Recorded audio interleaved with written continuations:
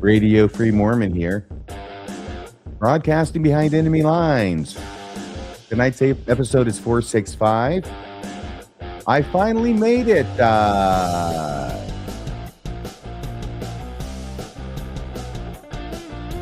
Welcome, everybody, to the show. When I say I finally made it, I mean I finally made it to New York. I've never been to New York before. I finally made it in my 67th year, thanks to my good friend Randall Bell. New York has a lot of great things to see, but the greatest things to see are the church history sites, the Church of Jesus Christ of Latter-day Saints. And that's what I saw, and I saw a lot of them. Randy and I toured together. Randy's going to be on the show to tell you a little bit about his perspective of things. We're going to bring him on right now. Here's my friend and yours, Dr. Randall Bell. How are you doing? Hello, RFM, and hello to all the groovy people. Well, we are very groovy, and I don't know. I think we're all very excited to see what on earth happened in New York. As far as the viewers concerned, I'm sure they're made up into two groups, those who can dance and those who can't. Or put in other words, those who've been to the church history sites in New York and those who have not. And I think that all of them are going to really, really appreciate this review of what it is that happened over just the last few days. I flew from Seattle, SeaTac International Airport to Rochester, smaller airport in New York, the closest one to Palmyra, about an hour away from Palmyra, right, Randall Bell? Yeah, maybe closer to 45 minutes, but whatever, yeah. Yes. So, but it's the closest one. And I did that on Saturday, flew out.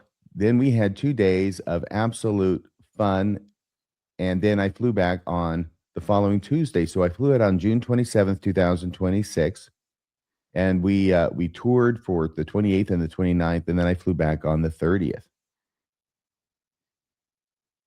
Randy? Yeah. I understand that you did some prep work for this.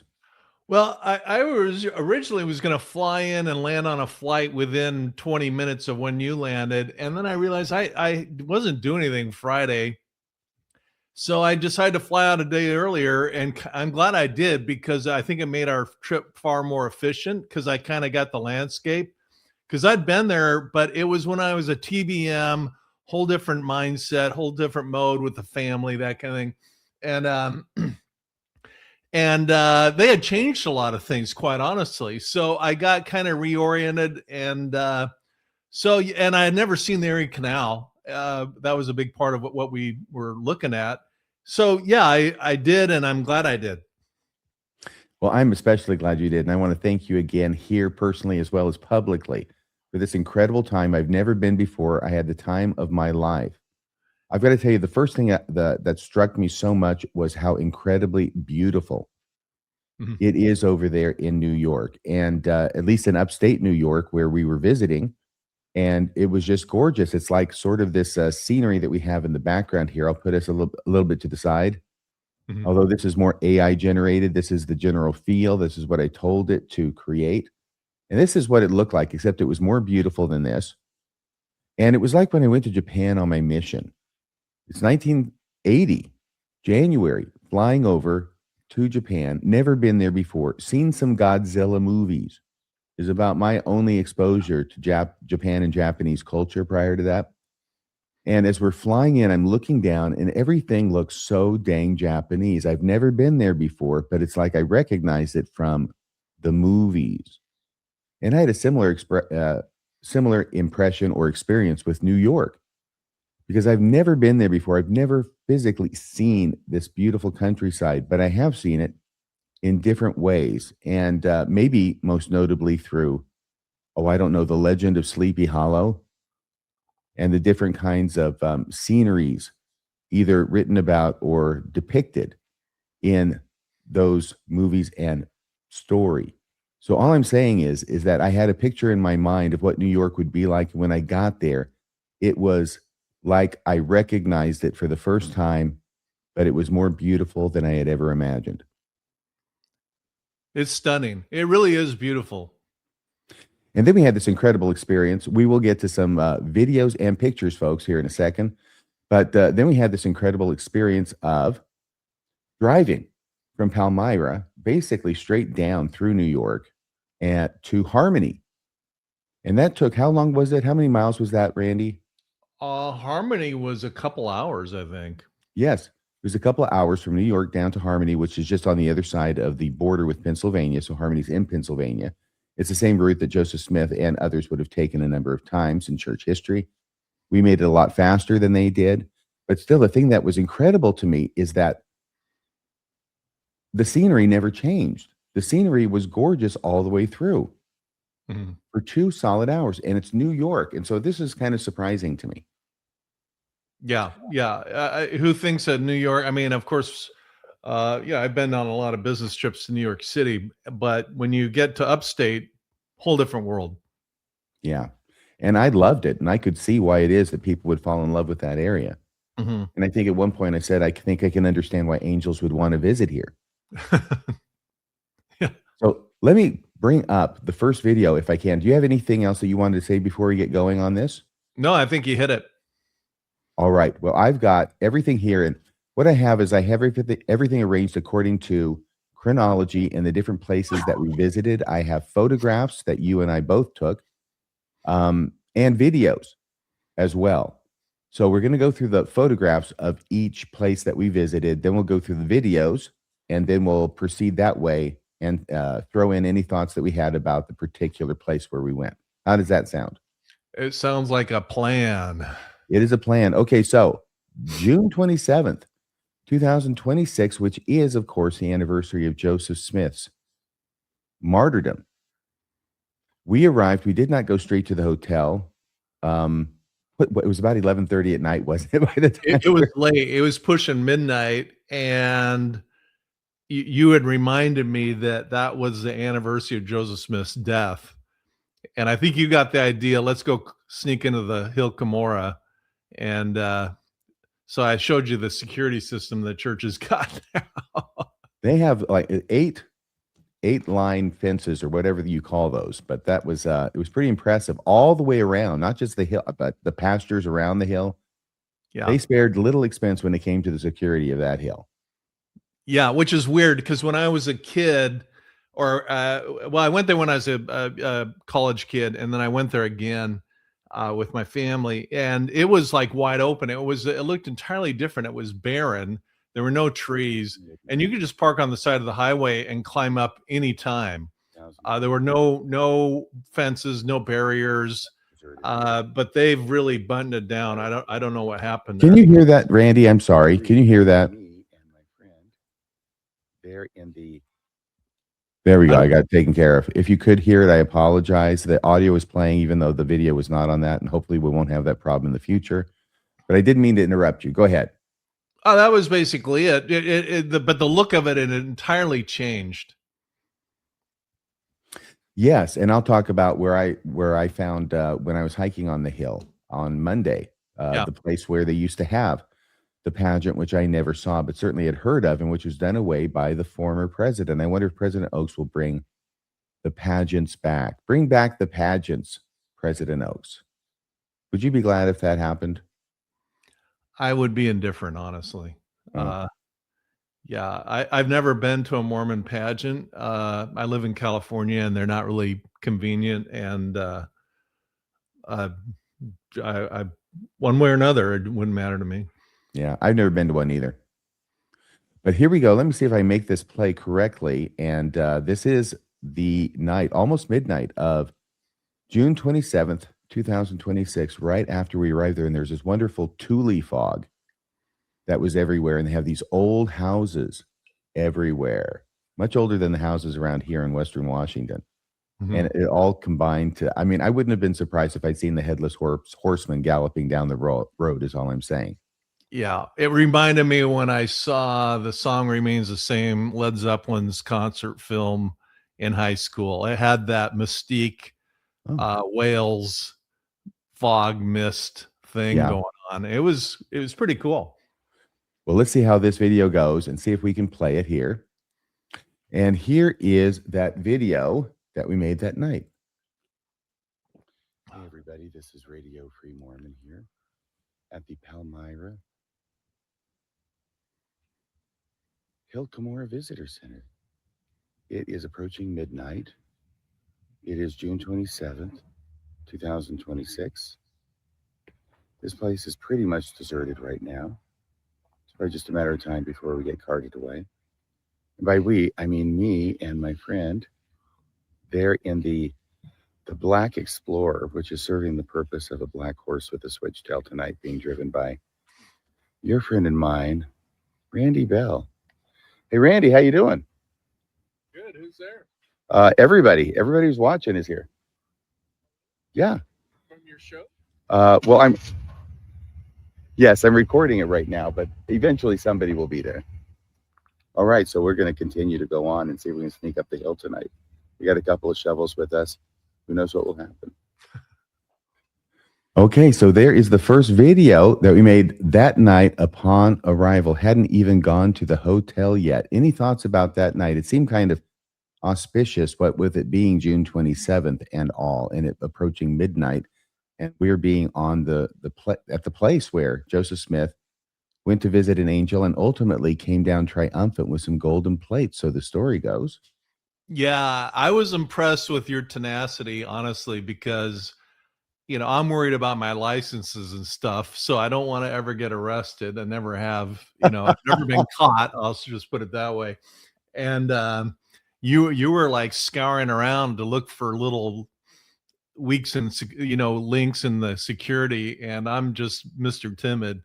And also you reminded me about stuff that like Dan Vogel talks about with September 22nd. Joseph Smith went there on autumn equinox. Yes. And that's kind of I don't know if it's an occult or black magic or folk magic, but it's a special time for treasure digging. And that every time he went there, it was September 22nd on the equinox. Yes. Yeah. And I think because it was really midnight was the time of day that they were supposed to meet, that he went up on the 21st at night and then would usually come home after midnight, but still dark on the 22nd of September. I think that's how it worked.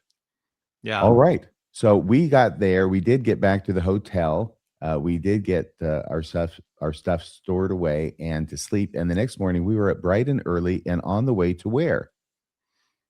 I think we went to the Erie Canal Museum first. We did, because it's a Sunday. And even though the church sites are open, they didn't open until 1:00 p.m. So we had some time to kill, and kill it we did by driving to Syracuse, which was about an hour away. But it's also where the Erie Canal Museum is. Now, I've got some photographs here, and some of them are of the museum and some of them are of the canal. By the way, this canal ended up opening in 1825, a very important year, especially if you're Joseph Smith in the Palmyra area, and it went through Palmyra. Can you tell us a little bit about the Erie Canal? I'm going to put up a couple pictures, and you can tell us anything you want, Randy. Well, sure.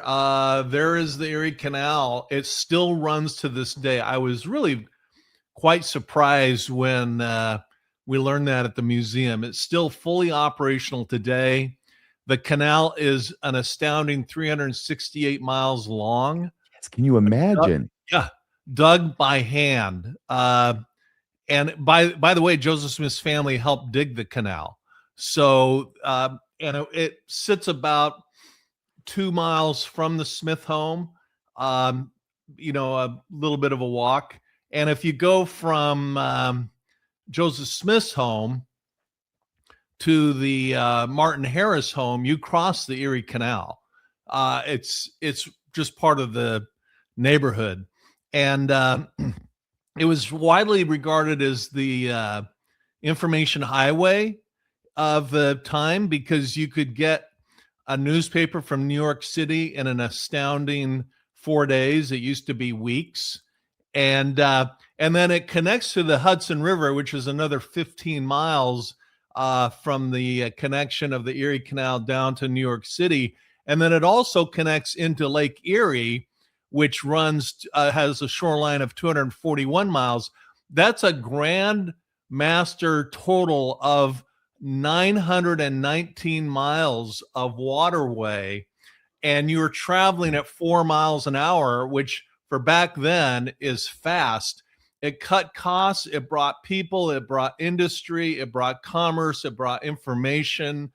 Uh, and frankly, that's kind of the emphasis of my current research that's kind of coming out of Dartmouth, because I'm trying to dispel the myth that Joseph Smith was living in the frontier, you know, in the boonies, that he was always connected to intellectual powerhouse information sources from the age of 6 to when he left Palmyra and moved to Kirtland. So, excuse me, he was certainly in the know. There's the museum itself. What were some of your memories of it? The museum, I remember Dick, Yeah. which actually doesn't mean I remember nothing. I remember the name of the guy who was behind the desk, whose name was Dick, Yeah. and who, first off, I thought was a little bit aloof and cold and a little bit wondering who we were, maybe who I was. But then he seemed to really warm up when he saw that we had an interest in the canal and had some real questions to ask, maybe that he didn't get asked all the time. And yeah, he warmed right up and started being very, very talkative. So that's what I remember is Dick. Yeah, no, I thought he was a very nice guy, very informative. He was just he was like the RFM of the Erie Canal, just walking encyclopedia of knowledge. And it was a nice museum. It was a good museum, and it got you kind of from 0 to 60 very quickly in terms of information. Yeah, and I finally learned how a lock works. Heard of them all the time, but never really understood how they worked until Dick explained it. And then we went and watched one in action.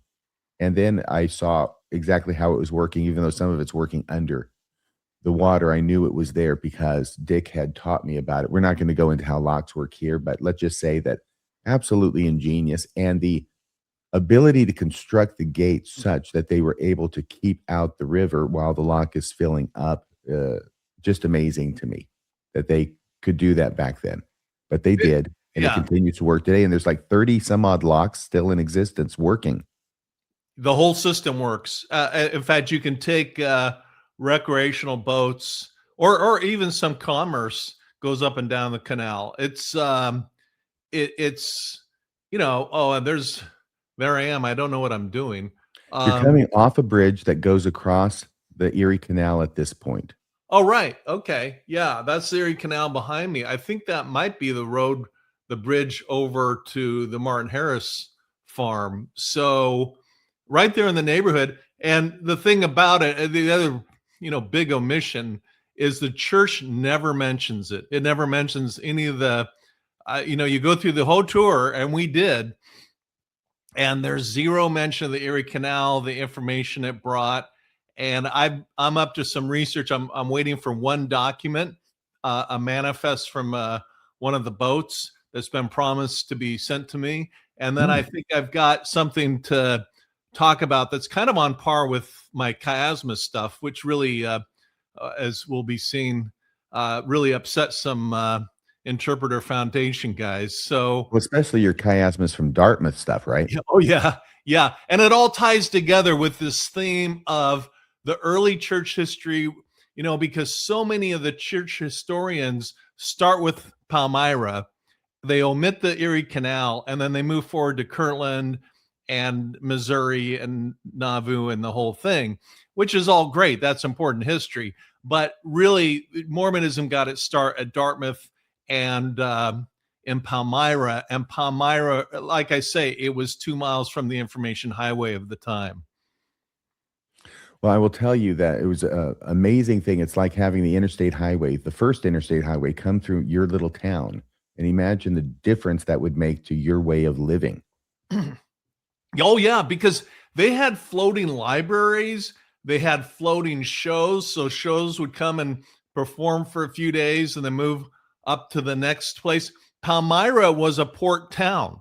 They didn't skip by Palmyra. It had a port, it had a tavern, and excuse me, they're kind of like the pubs in England where that's kind of a meeting place for the community in terms of an exchange of information. So here you got people from all over the place meeting, talking, conversing, newspapers, magazines, books, shows, entertainment. It was really the place to be in an age where, that preceded the internet and technology. Yes, very good. Well, I've got the next video, and I've got a few videos of the Erie Canal, not all taken the same day or at the same place, because it is a perpetual presence in the area. You're either driving next to it or driving across it. So we got a number of short videos of this. All of these videos are rather short in nature, but I wanted to take several of them so we could document our thoughts and the sights and scenery while we were experiencing them. Cool. So let me see if I can share this screen. There's the canal. Let me see if I can play this.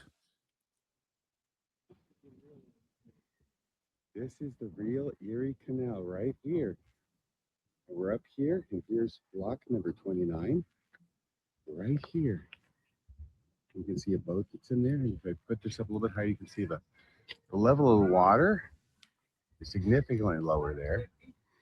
And beyond it, it's even lower, isn't it? So I don't know. No, this guy's coming from the other side. He's coming this way. There's a boat in there. Putting water into the lock to raise it up to the level that we're at, I think. And it takes a while. Once they get there, he can continue after they open the gate. And there's the person right in the lock, and probably the house where he lives. The car that he drives. So absolutely amazing. Heard about this my whole life, sung about it in 6th grade. I got a mule. Her name is Sal, 15 miles on the Erie Canal. And I know all the words, but I'm not going to sing them now. But Dick and I sang them together, didn't we? You did. And I think you sung it to me in the car on various drives, which I can't thank you enough for. I also want to mention that, and I should have done some research. Rebecca Biblioteca had a gentleman on her show that knows he's like Dick. He knows everything about the Erie Canal, and he saw my thing on Dartmouth, and he reached out to me, and I talked to him on the phone. A really terrific guy. If you just check out Mormonish Erie Canal, the episode will pop up. But he's one that really got me fascinated with Erie Canal because it ties so well into the intellectual hub of Dartmouth. It all ties in together. And I wanted to give him credit. I wish I could remember his name. Well, while you're thinking about it, whether you come up with it or not, here's a couple more video clips. And I have to do a bit of a process to get each one up. I apologize about that. But at least we have video and not just photos. Photos are great, but video's better. Yeah. Let's see what this is. I think we're crossing on a bridge over the canal.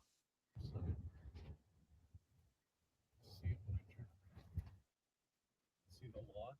There's lock. That's lock number 30. That's the next one up from where we were. Yeah. That is really cool.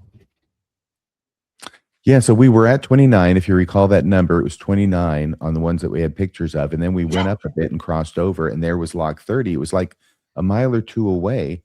And I started realizing that even though you can go 4 miles an hour, you're going to have to stop at every lock for at least half an hour to an hour. And that's if you're the first one there, right? To go in and then to have it slowly lifted up or slowly lowered down to the water level that you're entering into. So that's it's a big it puts the brakes on your ability to go 4 miles an hour continuously. Mm-hmm. On the other hand, it's a miracle to me of engineering that basically what you're doing is you're going up a river, and from one end to the other, it's very long, but it's also up about 550 feet. You're going uphill 550 feet on a river. And how on earth do you do that? Well, you can't do that. In a canal, the only answer is locks, right? Yeah. But this idea of locks allows it to be full of water from beginning to end and allows boats to traverse it both ways. Absolutely amazing to me. Yeah, and all built before, well before, obviously, Panama Canal. And those locks were in operation in Joseph Smith's day. I mean, that was advanced stuff. I mean, even today it looks, I mean, the gears and the whole thing when you get up close, the little station where they have the controls, it looks like modern, technology, but it's all actually 1800s technology. Mm-hmm. Well, I'm going to try and get this thing to play, this next clip to play. I think we were going back the other way, and you thought the view would be better for me since I was in the passenger seat. Yeah. All right. Here, I'll add this to the screen now. And now we'll play it. So this is going to come back the other way on lock 30. You can see the number there on either side of the lock. A few minutes ago, look at the difference there. You can see it. Yeah, you can see the differential in the water. That's why you got to have locks. Amazing.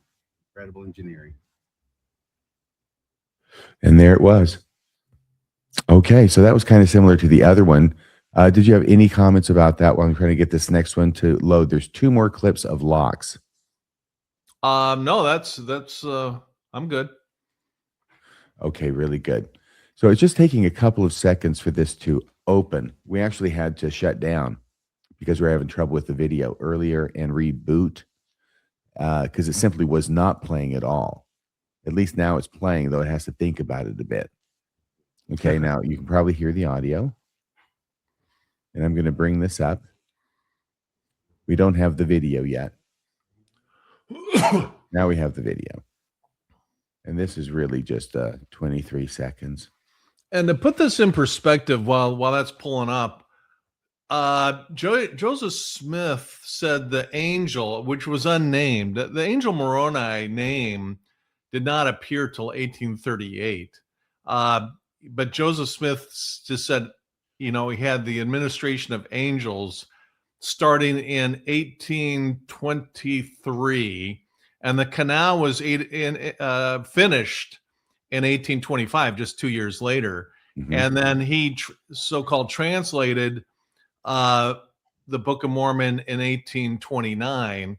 So this was the Erie Canal, and I say this for a reason, was all in place towards the beginning of his whole project. And I personally believe, and I know others have different opinions, and that's fine, but I believe that Joseph Smith was steeped in magic and folk magic and black magic and all that kind of stuff.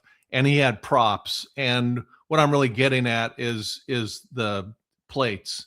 And that's kind of a big clue of what my research is on, as how that all came to be, because the answer's really not been fully delivered.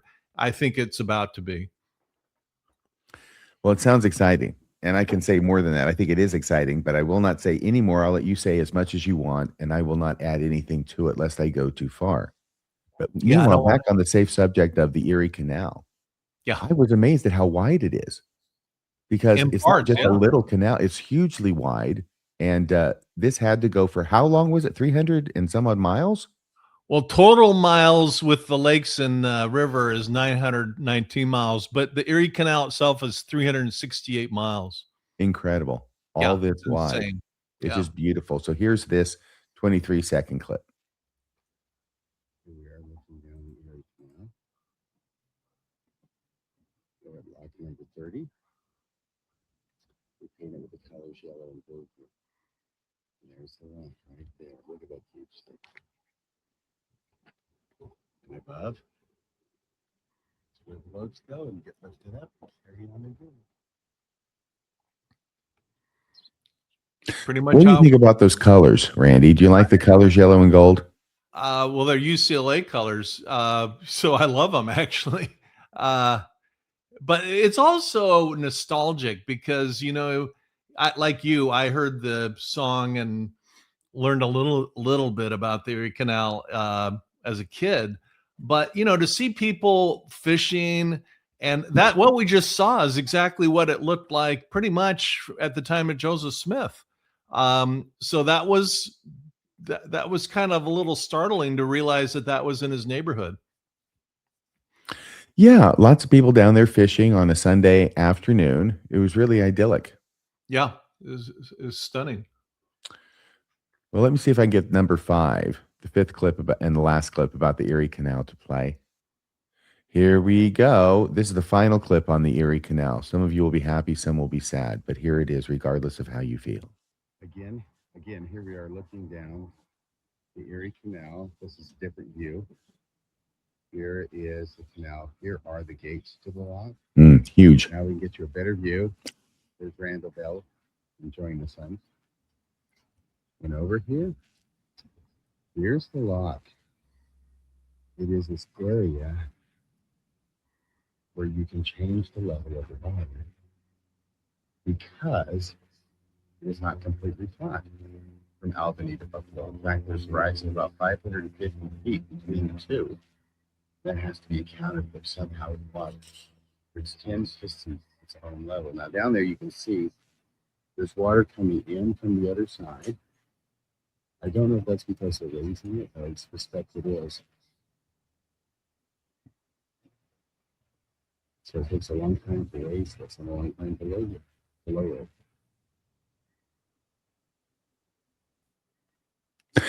And there's your ball game with the Erie Canal. I know you said a lot about it. I'm going to get things ready to let you give any closing thoughts you want, but I'm going to get things ready to show photographs of the first stop, which was the Joseph Smith farm. Now, that's the family farm, the one he grew up in Palmyra, and that location. Also on the same property is, of course, the Sacred Grove. We're going to make that a separate thing, a separate category, and we'll do that afterward. And Sure. then the Hill Cumorah, which is down the road a bit, and we'll do that one separate as well. So let me get this one off the screen, and I will look up now the photographs for the Joseph Smith family farm. While you're doing that, I just want to mention that, I think I can just speak for myself. I have, kind of a Mormon brain. My neurology is wrapped around this narrative. And Joseph Smith was a great storyteller, and the church today continues in this tradition of storytelling. And Plato said, stories rule the universe. And to have these stories told over and over and over again creates this kind of neurology where when you hear about the Erie Canal related to Joseph Smith, it's kind of like cognitive dissonance. It's like, what does that have to do with that? And it's kind of like, frankly, when we visited Dartmouth, I'm not sure that you were really connecting that Joseph Smith was really here for years, and Hiram Smith attended those buildings we're looking at. And I had a hard time with it too. And we got to break through that cognitive bias because we, frankly, with the church's narrative, we have not been told the truth. We have not been told the full story. And that's what I'm going for.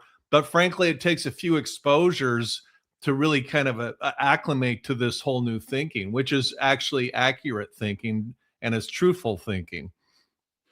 I almost forgot something, which is on the way to the Smith family farm, we dropped by this place. It's called the Temple. Oh, right. There wasn't anybody there. There was no tour. Obviously, I couldn't go inside. There's no visitor center that was open. So it was basically hang around the front and take a few snapshots. That's why I forgot it. Mm-hmm. But here are some shots of the Palmyra Temple. Yeah, it's kind of small. Now, by the way, this particular shot of the temple is from the Joseph Smith farm. That's how close it is. And there's a gap in the trees, which I think is intentional, so that you can see it from there. Do you remember that when one of the missionaries pointed it out, said this was her favorite spot on the walking tour because she could look over and see the temple? I did. And frankly, I'm glad she did point it out because I wouldn't have even noticed it. Yeah. So, that's me. It's really very, it's an inspirational place, the temple, I find. And there I am in front of it to prove I was there. Okay. And the heat was heating up. I'll tell you, it's a gorgeous country. The heat was like a hammer. It only got up around 85 at the most, but that was plenty for me. How did you feel about it? Did you want it more warmer or anything? I was pretty comfortable. Okay. Yeah, it was definitely warm. So Yeah, now I'm let's go kind of a to the lizard. I Palmyra like Temple. heat. I'm sorry, what? I'm sorry. I just meant to say I'm kind of a lizard. I like heat. Yeah. I'm like a polar bear. I don't. All right. Now, here is the log cabin that is on the Joseph Smith family farm. Let's start there, shall we? This was the first structure built, correct? And then they lived there while they built the bigger structure. Is that right? Yeah, that's a log cabin that Joseph Smith's family built immediately upon getting to Palmyra, and they lived there, as you say, while they constructed the bigger home. And they cleared, I understand, if my memory's right, 80 acres of land, which is a lot of labor. Yes. Um, but yeah, it's not, that is not the original structure. I mean, one thing that the missionaries are clear about is stating what's original and what's reproduction.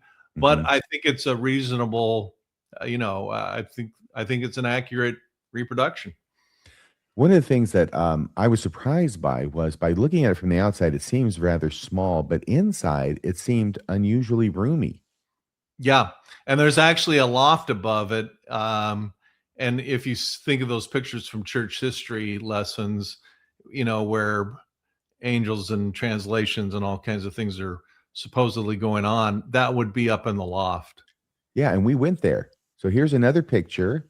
Now, this isn't the cabin itself. On the left is the Cooper shed. The cabin is on the other side of it. Right. And to the right is a barn, which is a structure that they said actually was the barn that belonged to Brigham Young's father. Yeah, I didn't get that. I don't know how it was relevant to this period of Joseph Smith's life, but, I guess they did have an actual barn and they needed a barn, and I guess Brigham Young's dad had one, so they moved it down there. The church moved Brigham Young's dad's barn Yeah, from, I guess, Vermont or wherever he was from to New York and reconstructed it. And there it is. that's when you got a lot of money to do whatever you want. Yes. Well, if I had done that, I would have the missionaries be telling it to everybody too. Yeah. And I love this picture. It really captures how beautiful it is there on the June day. Oh, it's stunning. The nature and everything. This is the apple orchard, and this is where Joseph Smith was picking apples and fainted because the angel, the unnamed angel, which in 1838 finally got a name, Moroni. First it was Nephi, then it was changed to Moroni. This is where he was, and his dad told him to go home and rest. But this is purportedly the apple orchard area. Yes, the sisters had made a point of talking about how have you ever stayed up all night and then you had to go to work the next day and wasn't that difficult and wasn't that hard and sort of like that's what Joseph Smith did. Now Yeah. here is a different structure. Do you want to tell us about this? Well, this is the larger home, and this was what was under construction when the Smith home and the land was foreclosed on. And I took a picture of the placard. I don't know if you've got it, but I was quite surprised. I made a point of reading the placards because I wanted to see how the narrative they were telling the public really matched reality and the truth. And this one was really odd because they said that the note was suddenly called due. Well, I'm in real estate, and I happen to know that real estate notes, and not much has changed over the years of loans secured by real estate. They don't suddenly come due. There's plenty of advance notice. They were in arrears, meaning they hadn't paid on their mortgage for some time. And finally, the lender just said, enough. I'm tired of not getting paid. So, from a lender's perspective, you're getting back this land with improvements and cleared land. It's far more valuable than it was when you first rented the land out. I gotta say that I know this sounds judgmental, but it's a legitimate question. What on earth were they doing building this larger?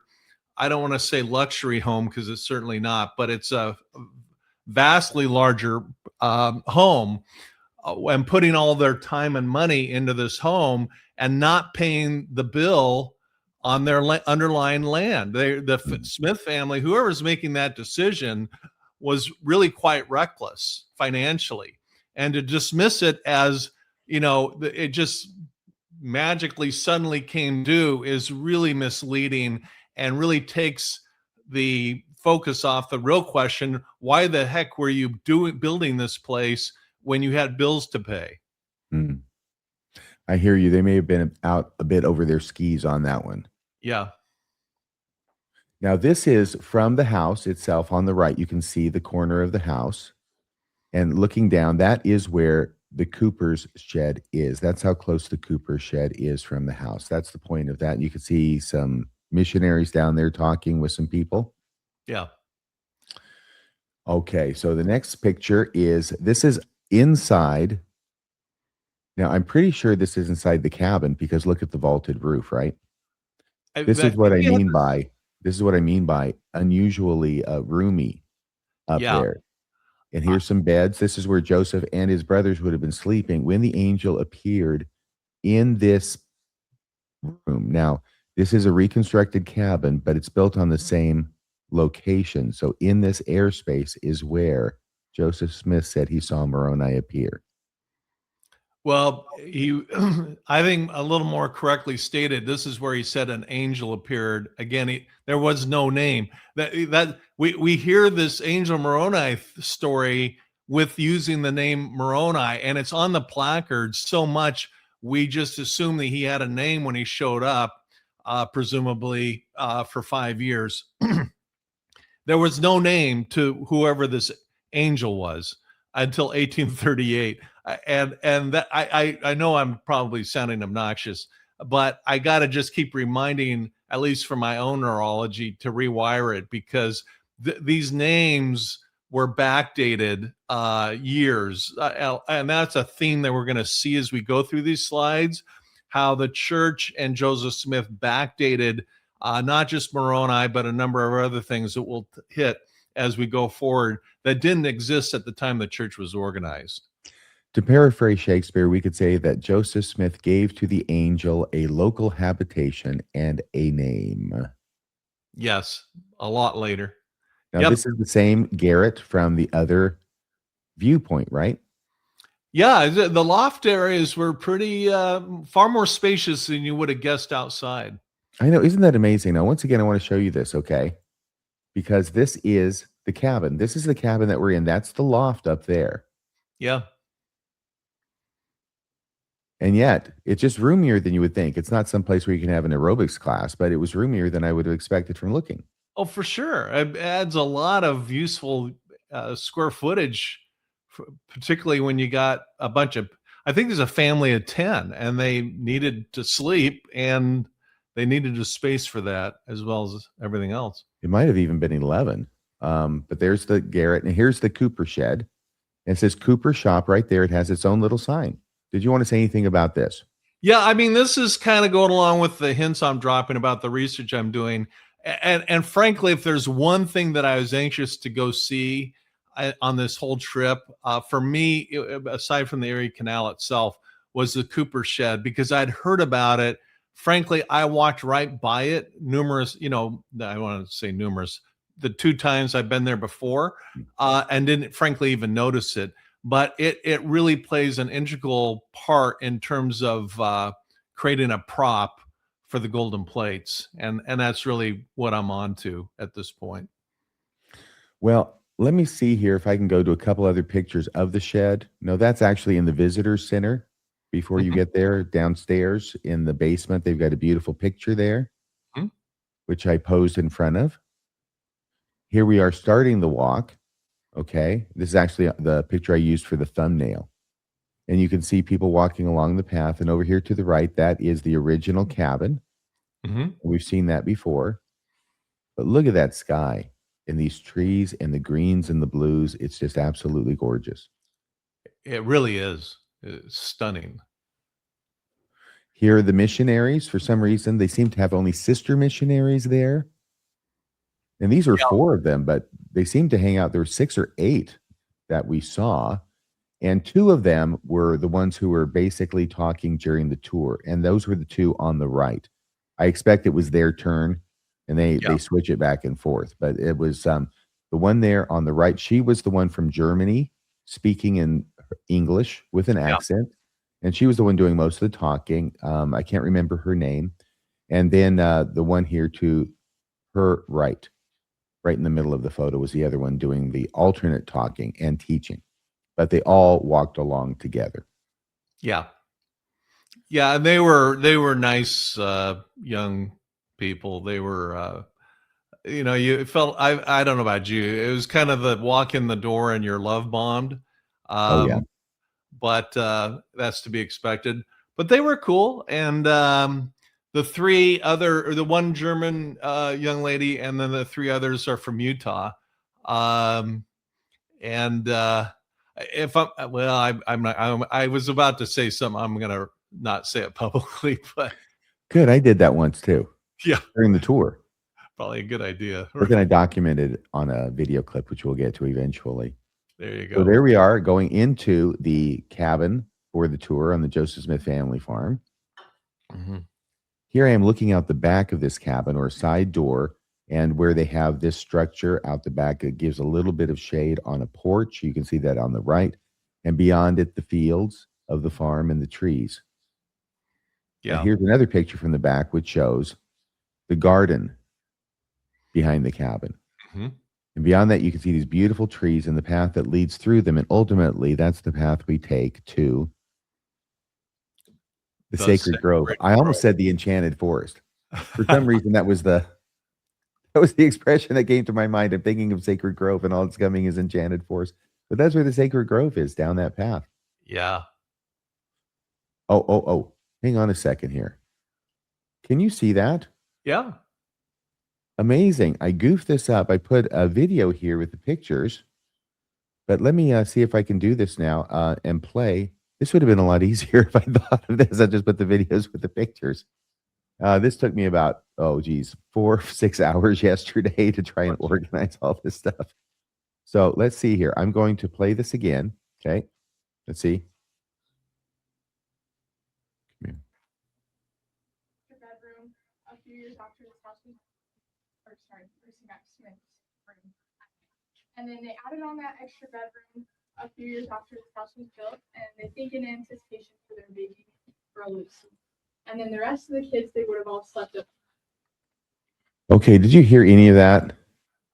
A little bit, yeah. Well, that was just a little clip. And I took this clip. Let me just see here if I can make this a little bit louder and see if this works. Lucy Mack Smith's room at night. And then they added on that extra bedroom a few years after this house was built, and they think in anticipation for their baby girl Lucy. And then the rest of the kids, they would have all slept up. So the backstory on that is that I took that brief video clip right after they said no taking video. Oh, whoops. No, I did it on purpose. Oh. Don't tell me the odds. So I just took a Okay. little video clip there so you could hear what it was like. Safe with me. I don't know if it's safe with the 20,000 people that are watching. Oh, there's probably some fair Mormon morons who will report me to the bar over this. That's what I'm expecting. Okay, so let me see here what the next, I think there might be. Yes, so here's a picture. This is just a picture, not a video, so it's all okay. And they're there, and you can see the German sister missionaries speaking.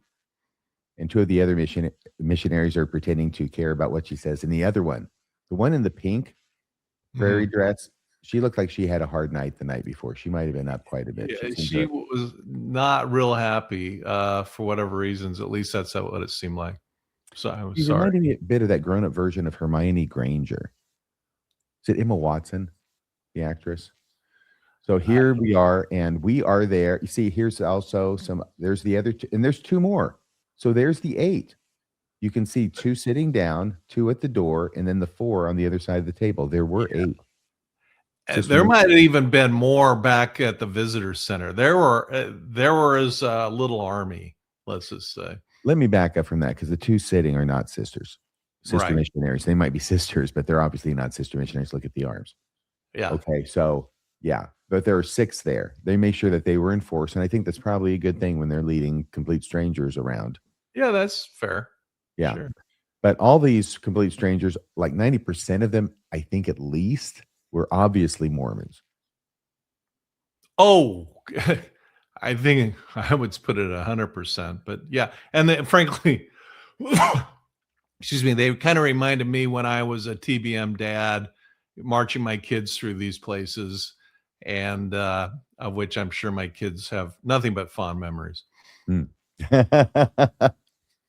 Well, here's a bed, Yeah, and there's another bed, yeah. and there's two guys. Oh, there we go.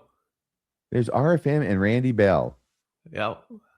in the home of Joseph Smith. And here we are going up into the loft. I thought this was kind of a nice picture, kind of That's artistic. kind of cool. Those are your feet, my friend. They indeed are my feet. And there we are again in the loft. There we are outside with the sister missionaries. Yeah, Sister Happy. Okay. Wait a second. Is she happy in that picture too? I just my call her gosh. Sister Happy. Sister Grumpy. I bet that's what they call her. Not to her face, though. We all have bad days. And this is where we're walking along the trail from site to site, from farm to cabin or whatever it might be. And that's where you look over and see the temple. Oh, there it is. Yeah, yeah, yeah. And there you are. The fences, they had some fences when I was there before, but they put a lot more in it. It really adds to the beauty of the place. The ambiance, the rustic ambiance. Yeah, these split rail fences are awesome. It looks like in the background, closer to the temple, they have more standard fences, more modern fences, but these are great, these split rail fences. You don't have any nails. You don't have anything holding them together except themselves and the way it's constructed, I believe. Yeah. Now here you are out in front of the house itself, not the cabin, but the house that was constructed. I'm sorry. Right. Warming up like a lizard. I'm always looking for heat sources. And here's the difference between the cabin and the house. Okay. Quite a difference, as you can tell. So we're all sitting around listening to sister missionaries tell us remarkable stories about things that probably never happened. As I say in one of the video clips, I just got done hearing, I think I just heard more stories that I've never heard of before in my life from the sister missionaries. It's like it's a fertile ground for faith promoting rumors among the missionaries. And I don't know why that should surprise me. But in and about their scripted stuff, they tell these crazy stories, and we'll talk about some of those. Do you know what I'm talking about?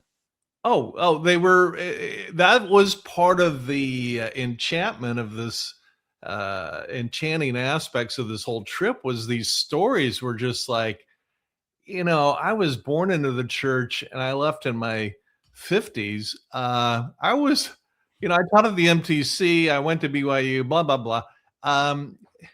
I've heard the narrative, ad nauseum for decades, and they're telling stories I just have never heard before. Well, one of the stories had to do, and this one is the companion of the German missionary who's talking now.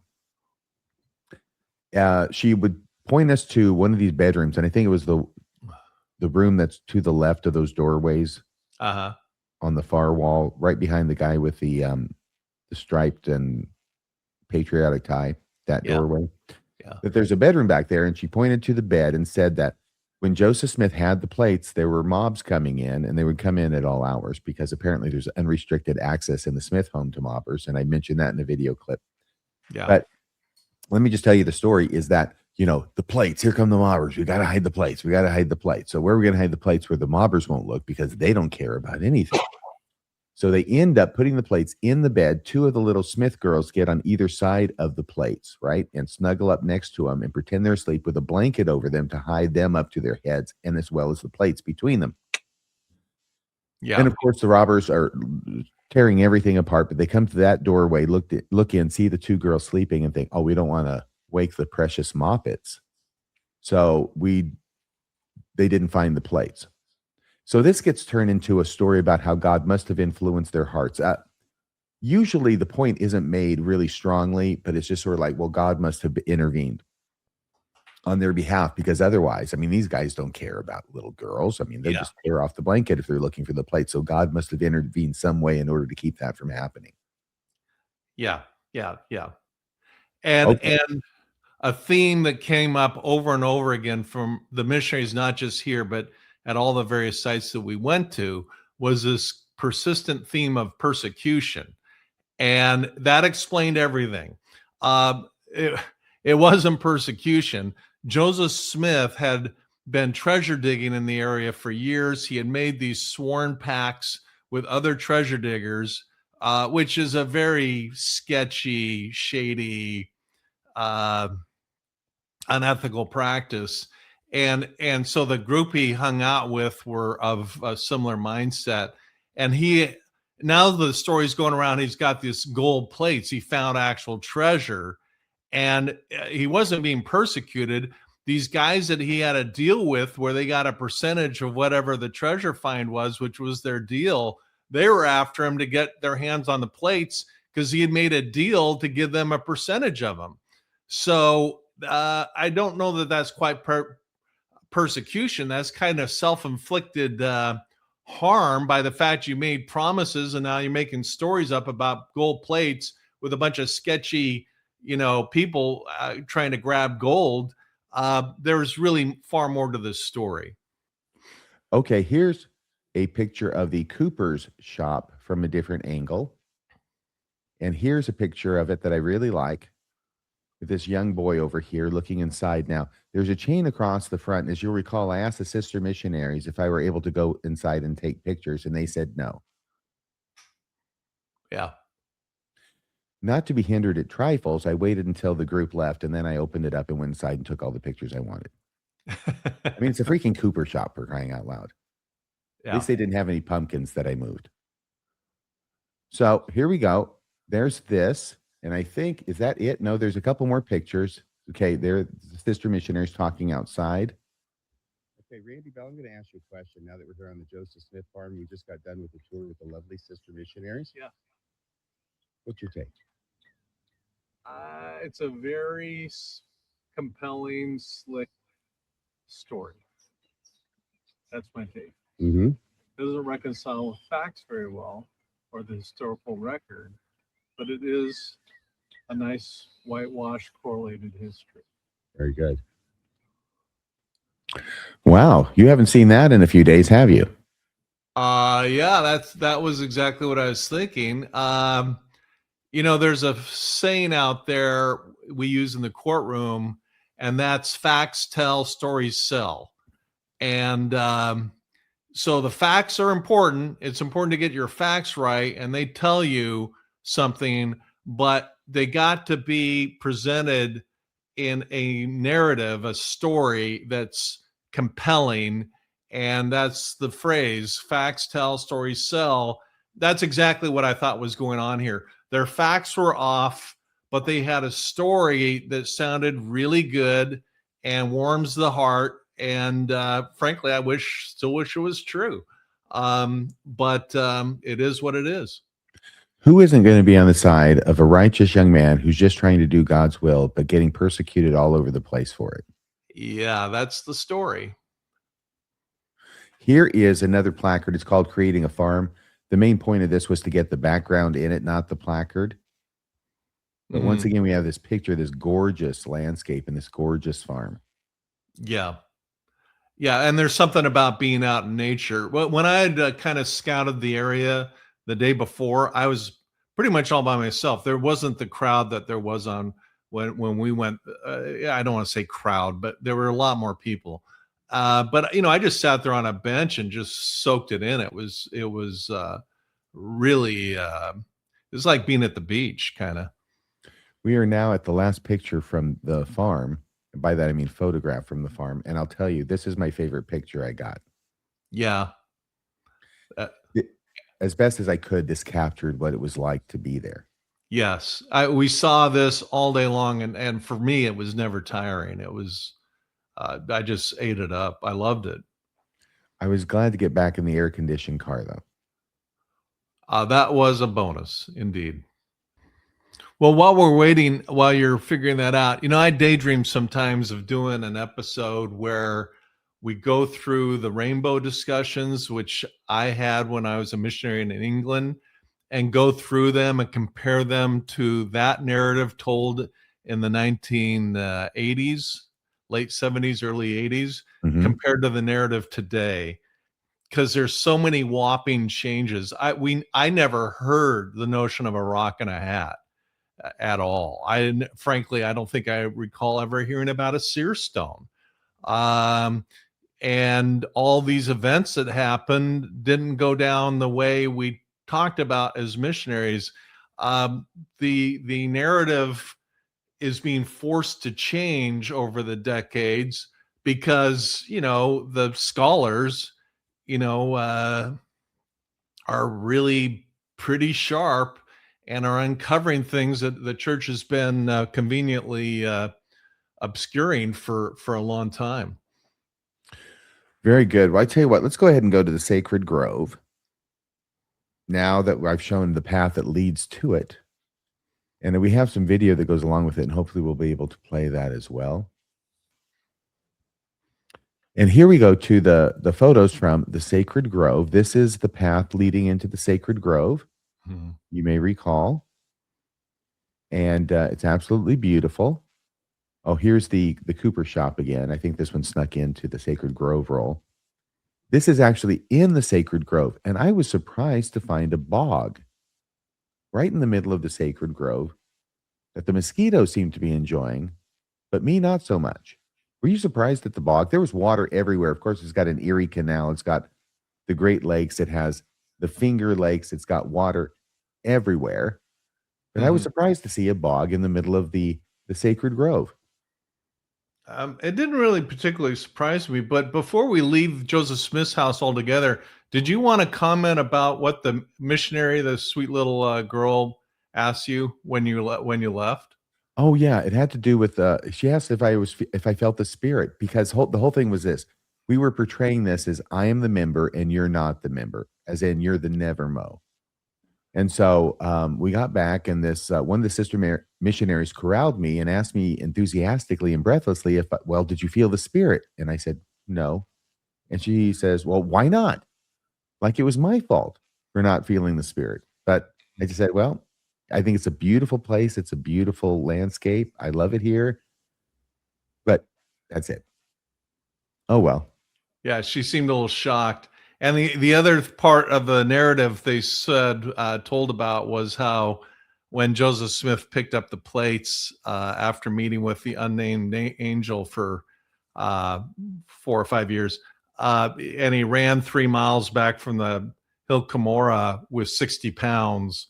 And I think you were pretty direct with saying, I really don't believe that. Do you?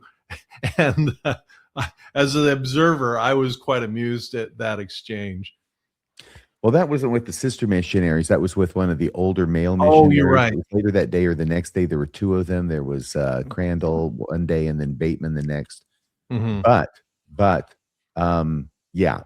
And that was interesting. And I'll certainly talk about that more when we get there. It was very simple. I just registered disbelief because I said 60 pounds, 3 miles running. Are you kidding? And then the response was, well, it might have been as little as 45 pounds. To which my response was, 45 pounds, 3 miles. Are you kidding? Yeah. Well, he was a young farm boy. And I said, Arnold Schwarzenegger couldn't do that. Arnold Schwarzenegger couldn't do that. And he says, well, God must have helped. So, God is very handy in these types of situations for explaining stories that otherwise don't make a lot of sense. Yeah, I would say Mormon God. Real God, I don't think has anything to do with this, but that's just my own thing. So real God couldn't make it so a person could run for 3 miles with 45 well, pounds? maybe, but not when the story is fabricated in the first place. I'll put it that way. Oh. I know I sound very cynical because I guess I am. But yeah, there were these. Let's not forget there were a lot of these fun exchanges between you and the missionaries. I was more just kind of the, you were Penn, I was Teller. I was just kind of the quiet guy in the background. You were soaking it in. I'm listening to every word, and I'm keeping track and running back and making notes. And I've got my outline here of the details, but. My thought was these are just sweet little missionaries. I was one myself, just listen and, take notes. That was it. You were one yourself, except for the sweet part and the little part. I guess I oversold there. I wasn't that particularly sweet, and you're right, I wasn't that little. But they seem very nice. And yeah, we've all been there, or at least all of us who've served missions, we've been there. And so, yeah, the other thing that happened with the sister missionaries was when I think the same sister missionary thought that you were out of earshot and whispered to me, "Are you trying to convert him?" Oh, and I wasn't out of earshot, and my response was, "No, I'm trying to convert him." Yeah, you were right behind us, and you go walking by after she said this and says, "No, I'm trying to convert him." Or you said, "Yes, I'm trying to convert him." That was it. "Are you trying to convert him?" And you walked by and said, "Yes, I am." Yeah. Apparently not very hard, but I guess I am. No, Oh, that was a good one. the thing with that is it just totally ran 100% counter to her thinking that somebody like me who's not in the church has anything to offer. Just it's a one-way street, and it's kind of that Mormon pride thing, and to me, it's kind of amusing. Well, here we get in some better shots of the sacred grove. It looks a little bit more dignified here now that we have the bog out of the picture. Right. And the path, one of the paths that runs through it. So, and here we are looking up into the trees as we are supposed to do, as the trees lift our gaze to heaven from whence God and Jesus descended. And there's another shot in the sacred grove. By this point, I am by myself because I left you behind. You are going to go back to the visitor center, and something very special happens that I want to share with the audience here in a second. Here's another picture of the sacred grove. Mm-hmm. And you know it's the sacred grove because it says it right there on the sign, the sacred grove. Yeah. Now, this is not the sacred grove anymore. I think I had this picture in a prior thing as well as this one. But this is the sacred grove. You see the sign there on the left with the arrow pointing up. Mm-hmm. And it guides you through in that way. So let me go ahead and take this off and see if we can find some video now. And we'll just hope that it works, all right? The video's taken in the sacred grove. And I went and I ordered these a little bit more this morning before the show started. So let's just hope that this works. Okay, here we are. We're going down the road. We're approaching the sacred grove. This is what it looks like around here. It's absolutely gorgeous. It's a long road they have here, a gravel road. This is what it looks like over here. And we continue on toward the sacred grove. So there is the first part of the trip down that road. And let me see if I can get the next one. Here we are just a little bit further down the road. Continuing on our way to the sacred grove. Man, this church must be true because Joseph Smith sure walked a long way to pray and have God and Jesus appear. I wish he could have just stayed in his own room and at his house and like with Moroni and just have the whole thing taken care of there. But no, he had to go on a long walk to the woods. This is definitely becoming a long way on a June day. It might not have been so bad in September, but in late June, it was getting pretty hot and the walk was getting pretty long. What did you think about the weather there? Yeah, it was kind of hot, but then again, I like the heat, so I had zero complaints. I was good. Okay, really good. Well, here's the next one. We're getting closer. All right, now we are down the other side of that little hill, and I think we make a right here, and we go down this trail, and this leads us to where the first vision actually happened. It's getting pretty exciting, isn't it? Yeah, it is. And you keep saying God and Jesus. That was the 1838 account. And at the risk of being annoying, which is a risk I'm willing to take, it was the 1832 account, only Jesus appeared. So, and either account was after the church was organized, years after this event supposedly happened. So, and I think you asked one of the missionaries, is this where it really happened? And they said, we have no idea where he went. The sacred grove, right? Yeah. Exactly. And it was one of the sister missionaries. I said, is this really where it happened? Do you really know where the sacred grove is? Well, not really, but they think it's somewhere on the farm. And she mentioned the story about Joseph. It was like competing missionaries at this point, you know, somebody knowing something that the other one didn't. And Joseph Smith had left an axe in a stump to mark the place. Now, I know that there was one account, not one of the primary accounts, that mentions an axe in the stump from the previous day's clearing, but not that he marked the place with it. So he would know it when he came back to it. And, you know, the axe in the stump marks the place that God and Jesus appeared. And so she told me that. And I said, so when the Mormons got back from Utah, the axe was still in the stump? Yeah. I thought that was funny. But anyway. Yeah, it was amusing. Yes. But now it gets really, really very sacred at this point. So please be reverent. Okay, I think I found the place. We're now in the sacred grove. And this is where Joseph Smith prayed and saw Jesus, or Jesus and God, depending. So let's see here. See, if you look up there, you can actually see where it is that the pillar of light came from as it descended upon the boy prophet. It's actually right from, let's see, right up there where that gap is, that space is in the canopy. That's where they came from, and that's where they went to.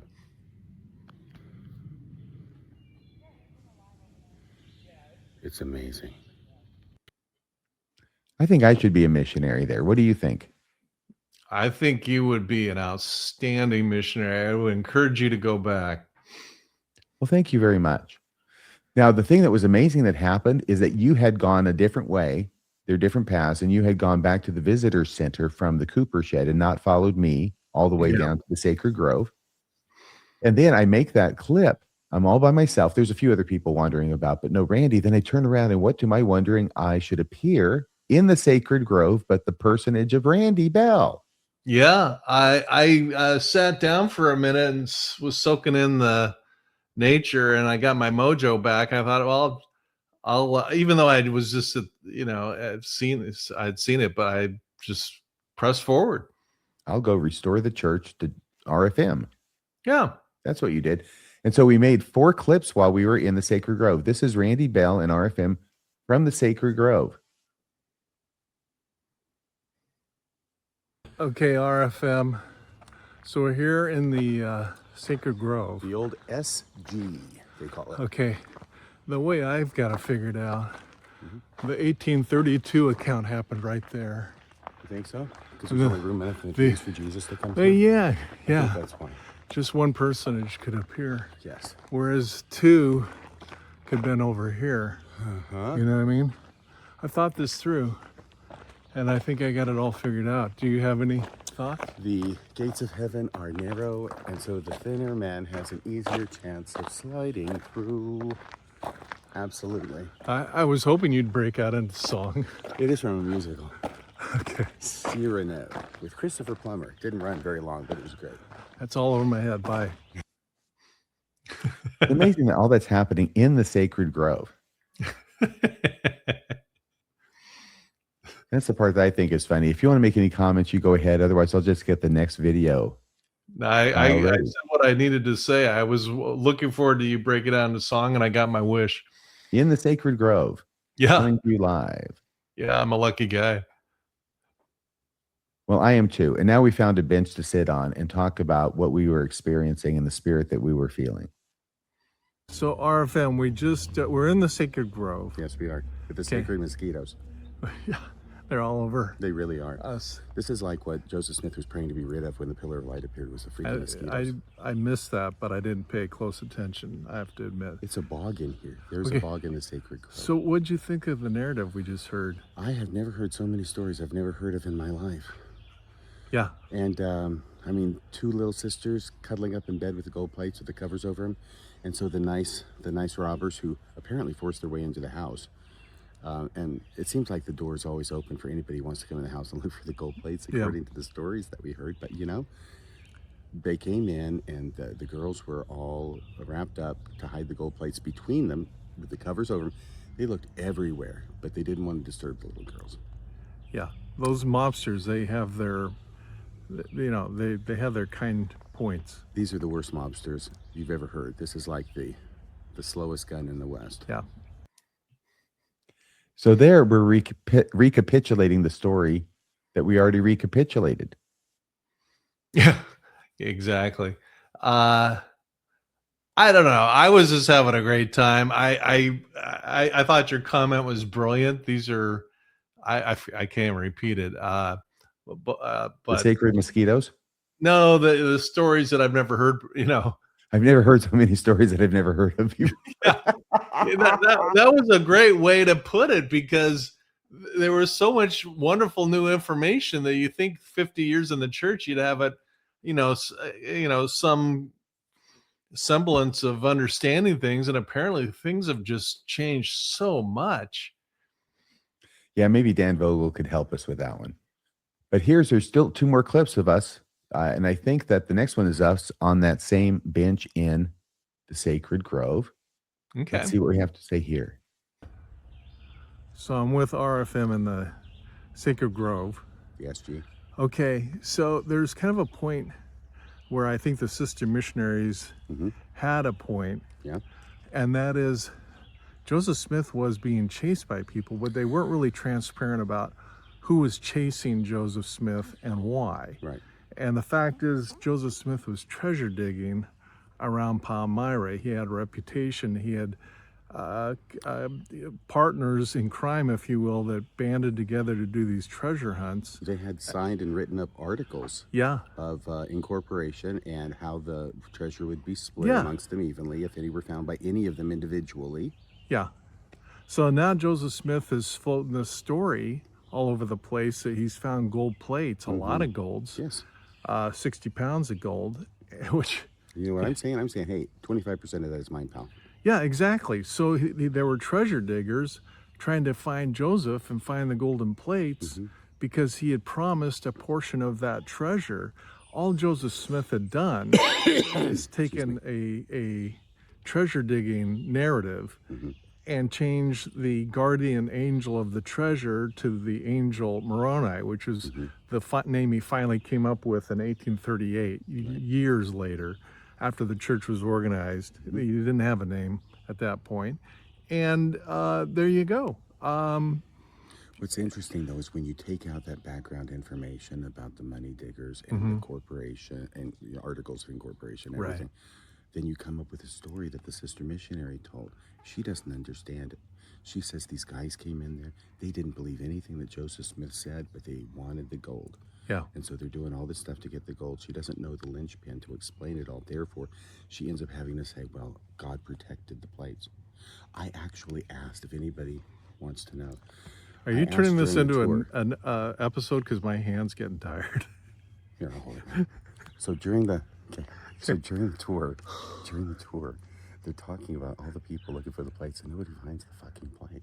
And I just asked them, I said, so is it fair to say that of all the people who looked for the plates and tried to find them, Joseph was the only one? Joseph was the only one who found the plates. Yes, that's correct. And so I said, so in other words, nobody ever found the plates except for Joseph. Yes. Okay. That was all the questions I had. Okay. These mosquitoes are going to kill me. I'm going to break Over it out out. right now. I think that what I had said was the second question was, so whenever anybody other than Joseph looked for the plates, they didn't find them. Yeah. And I You said it had in such a these nice way. I don't think anybody understood that I was meaning anything by it. now you have a fun way of conveying challenging thinking to the missionaries without being an evil apostate kind of thing. A total asshole. Yeah. Something short of total. I had my asshole setting set. I had my asshole's gun set to stun Yeah. the missionaries. It wasn't to kill. Yeah. Here's the last clip we have, and this talks about something that I did not say. Okay, that I did not say when the sister missionaries were asking their question about has anybody ever been up all night and had to go to work the next day. Okay, so this other thing that was going on is that during the tour outside, they were talking about Moroni's visit, right? And one of the sister missionaries, and there's all these sister missionaries around, and they take all the cutest missionaries and they put them here because all the people are going to see him and want to join the church, right? Okay. So you got like, what is it, 6 sister missionaries? No, there were more.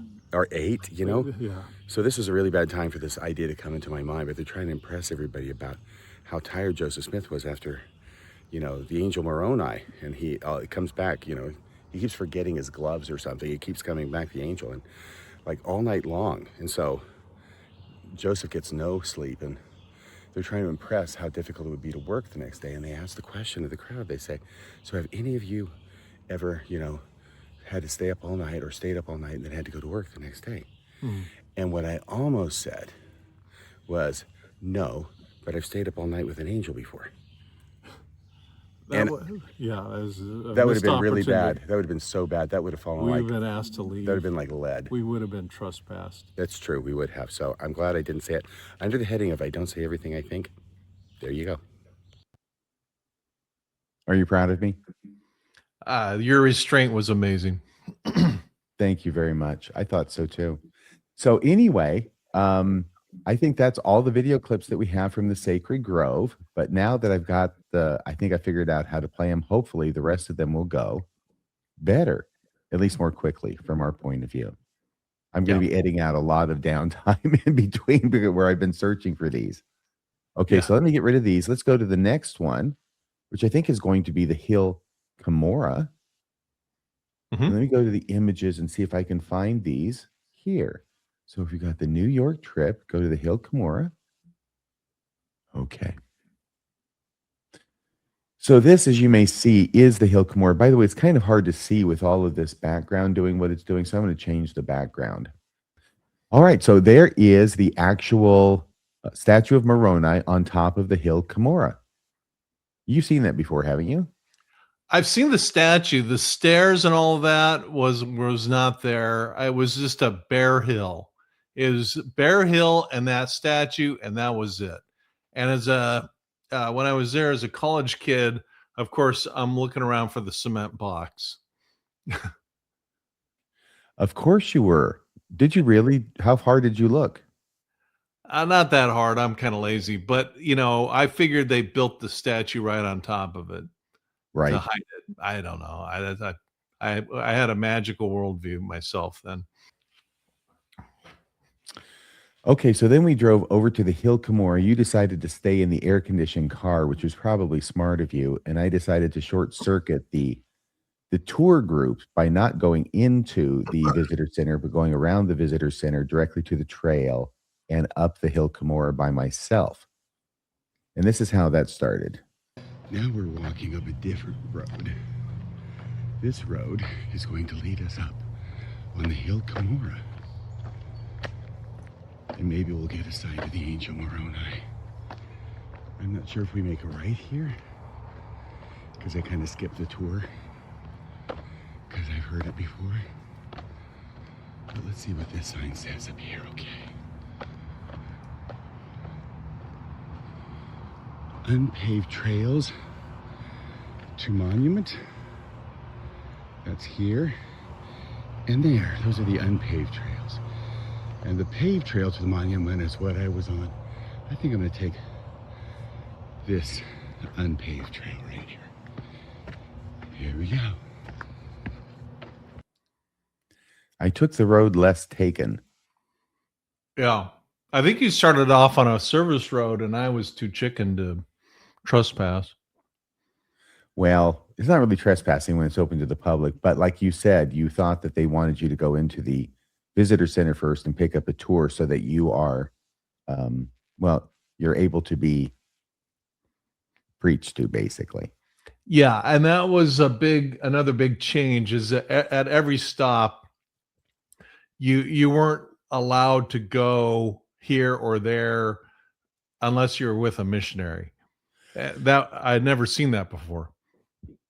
Right. I think they're really trying to cinch that up. I'm sure some of it, I don't know, people might want to graffiti places or something. I don't know. They want to keep their eyes on them, but they definitely want to be able to talk to them and make sure they get the entire message of the restoration. Here we are halfway up the Hill Cumorah.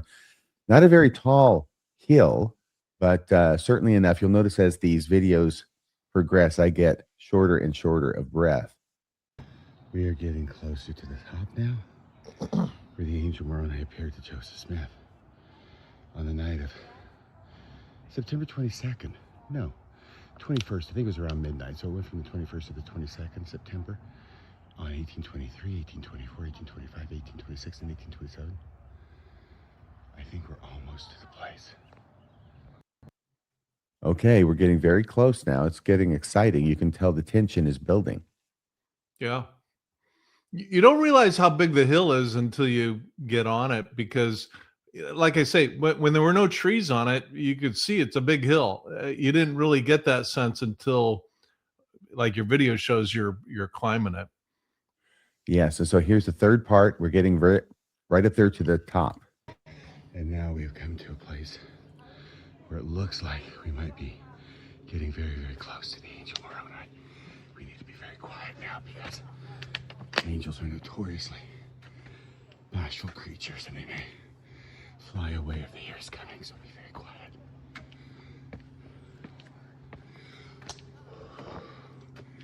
Wait a second, I think I see something. Oh my gosh, hang on a second.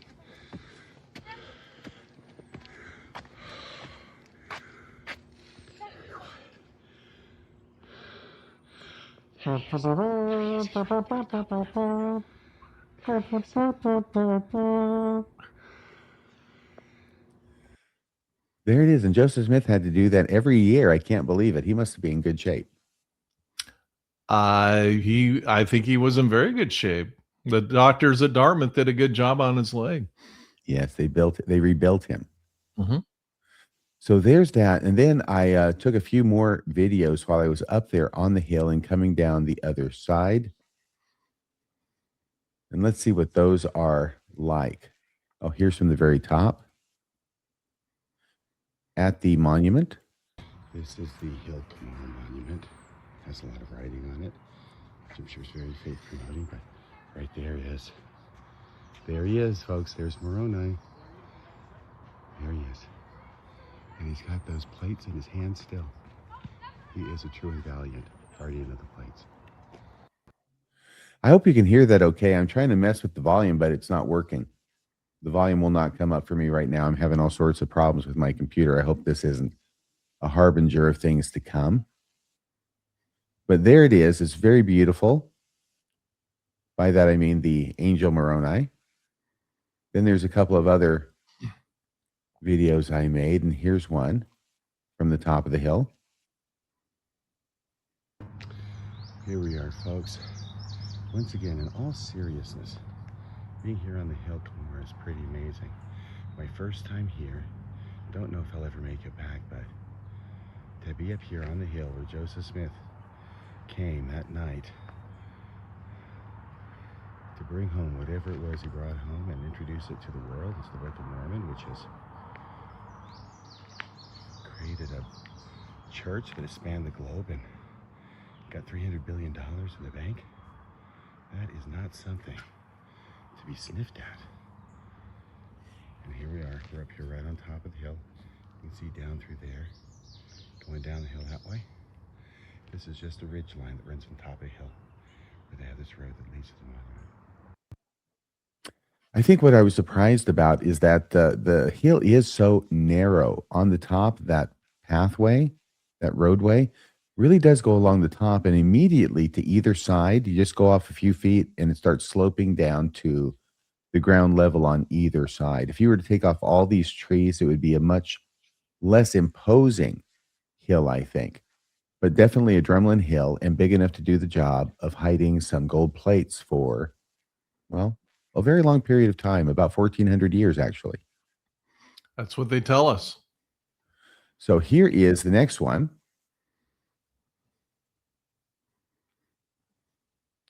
Two more to go.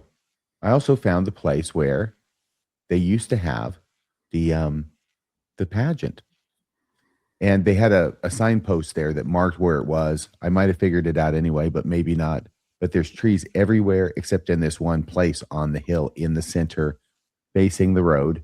We can still see Moroni from halfway down the hill, but you'll notice this area that is cleared out here. See? Hang on a second here. But you'll notice this area that's kind of cleared out. See, here's woods, right? Woods here, but here it's cleared. It's all cleared through here, and then there's woods on the other side of this clearing. This is where they used to have the Hill Cumorah pageant up until 2019, when President Nelson discontinued it. But this is where the stage was, and that's, I think, where the audiences were, and there's a highway beyond, so people could drive by and see it. Wow. It's a shame that God decided to do away with that pageant. It must be really cool. For whatever reason, probably the sacredness of the landscape, I feel compelled to use my library voice when I'm making these, even though there was really nobody around. And I think you said you had never been to the pageant or any pageant at all. I've never been to a pageant. Have you? Never. Yeah. I probably wouldn't like it anyway. I think I'm okay in that department. But the what do you know the official reason for stopping the pageants? I don't know that there was an official reason given. They just sort of stopped it, and I'm hoping they'll start them up again because a lot of people seem to enjoy them. Even if I don't, other people do. Okay. Well, for now, we'll consider this matter closed. Okay, and the last clip from the Hill Cumorah is inside the visitor center in that beautiful display area, that sort of diorama. Visitor Center, Hill Cumorah location. I think this is Jesus showing up to the Nephites. He was very big among the Nephites. Everybody wanted to come and see him. And here's your 3rd Nephi 11 on the wall, talking about Jesus appearing to the Nephites. That's right. Here we are. Here is looking at Jesus. And there you go. It's a really pretty place. Yeah, and they're doing more of the Jesus thing, for sure. For sure. And then I went out and joined you in the car. And from there, we went to, and from there we went to, I believe it was the Martin Harris farm. We did, right down the street. We crossed the Erie Canal and went to the, you go to Google and they call it the Martin and Lucy Harris farm. No mention that they actually got divorced over Mormonism. Well, right. That's unfortunate. Yeah. Trying to do with that $3,000 loan. Yeah, exactly. And everything. So here we are out there at the Harris farm. Now the Harris farm was probably further apart. You've got the Joseph Smith farm. You got the Sacred Grove right there. You've got the Hill Cumorah really close by, and they live in Palmyra, so Palmyra is close by. But the Harris farm just a little bit further. But all of these locations very much in the same location, wouldn't you say? Oh yeah, you could see them all in less than a day. Which we did. Yeah. And here is a video from. Here we are. Oh. There he is. There's Randy Bell. And right between us, that is a house. And that house is the Martin Harris house. This is Martin Harris. This is the guy who ended up mortgaging this house and the property to the tune of $3,000, I think it was, which is a shit ton of money. Yeah.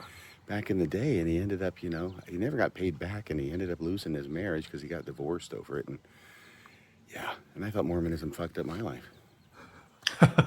Anything you want to say about this place or Martin Harris? Well, and here's the field that he mortgaged off right behind it. Really? Okay, I'm going to go like this, and I'm hoping that we can see that there. Yeah. Oh, it's beautiful. Oh, what beautiful land. What beautiful farmland he had. That was the field. Wow, field of dreams. Well, there we are. We're going to go investigate further now. Yeah.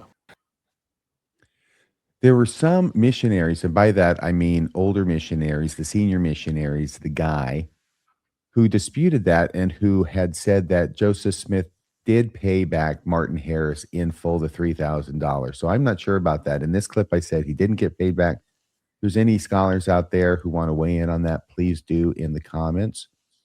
Randall Bell, what was your understanding of that? I was unaware he was paid back. If, like you say, if there's somebody that knows better, I'd like to hear it. But they did indeed lose the farm over the mortgage. If he was paid back, it wasn't in time to save the farm or his marriage. So, Martin Harris, in my mind, I would call him kind of the patsy. He was very let's just say he had a high level of susceptibility to He was believe. credulous. Yeah. And, you know, the poor guy lost his marriage, lost his farm. And, you know, it was, I thought it was kind of a sad story. You know, there's no access to the house. The house, the original house actually burnt down. Um, and there's zero mention of their divorce. And there was no mention that the farm was lost due to a lack of payment. But again, the narrative you're told there the whole way along is always rosy and wonderful. Right. Well, here's another clip from in front of the Martin Harris home. And here we are at a different angle of the Martin Harris home. This is not the original. It has been reconstructed. But man, this is a nice place. This guy was loaded. No wonder he had $3,000 to give to Joseph Smith for the publication of the first edition of the Book of Mormon. And there's a road that runs right by there. Obviously, those are the sounds of the vehicles going by. It was a nice home, wasn't it? I wish we could have gone in, but like you said, they have senior missionaries apparently using it as a residence. Yeah, and when I was scouting out the day before, they were actually there.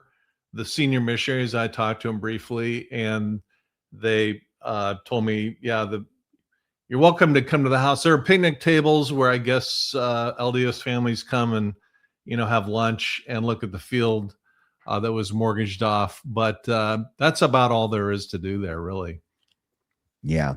Or make videos outside. Now, here's one in front of the National Monument or New York State Monument. Markers right by the road. All right, here's the sign. This is a national landmark. It says Martin Harris Farm. And what else is it? I'm trying to read it backwards here, Randy.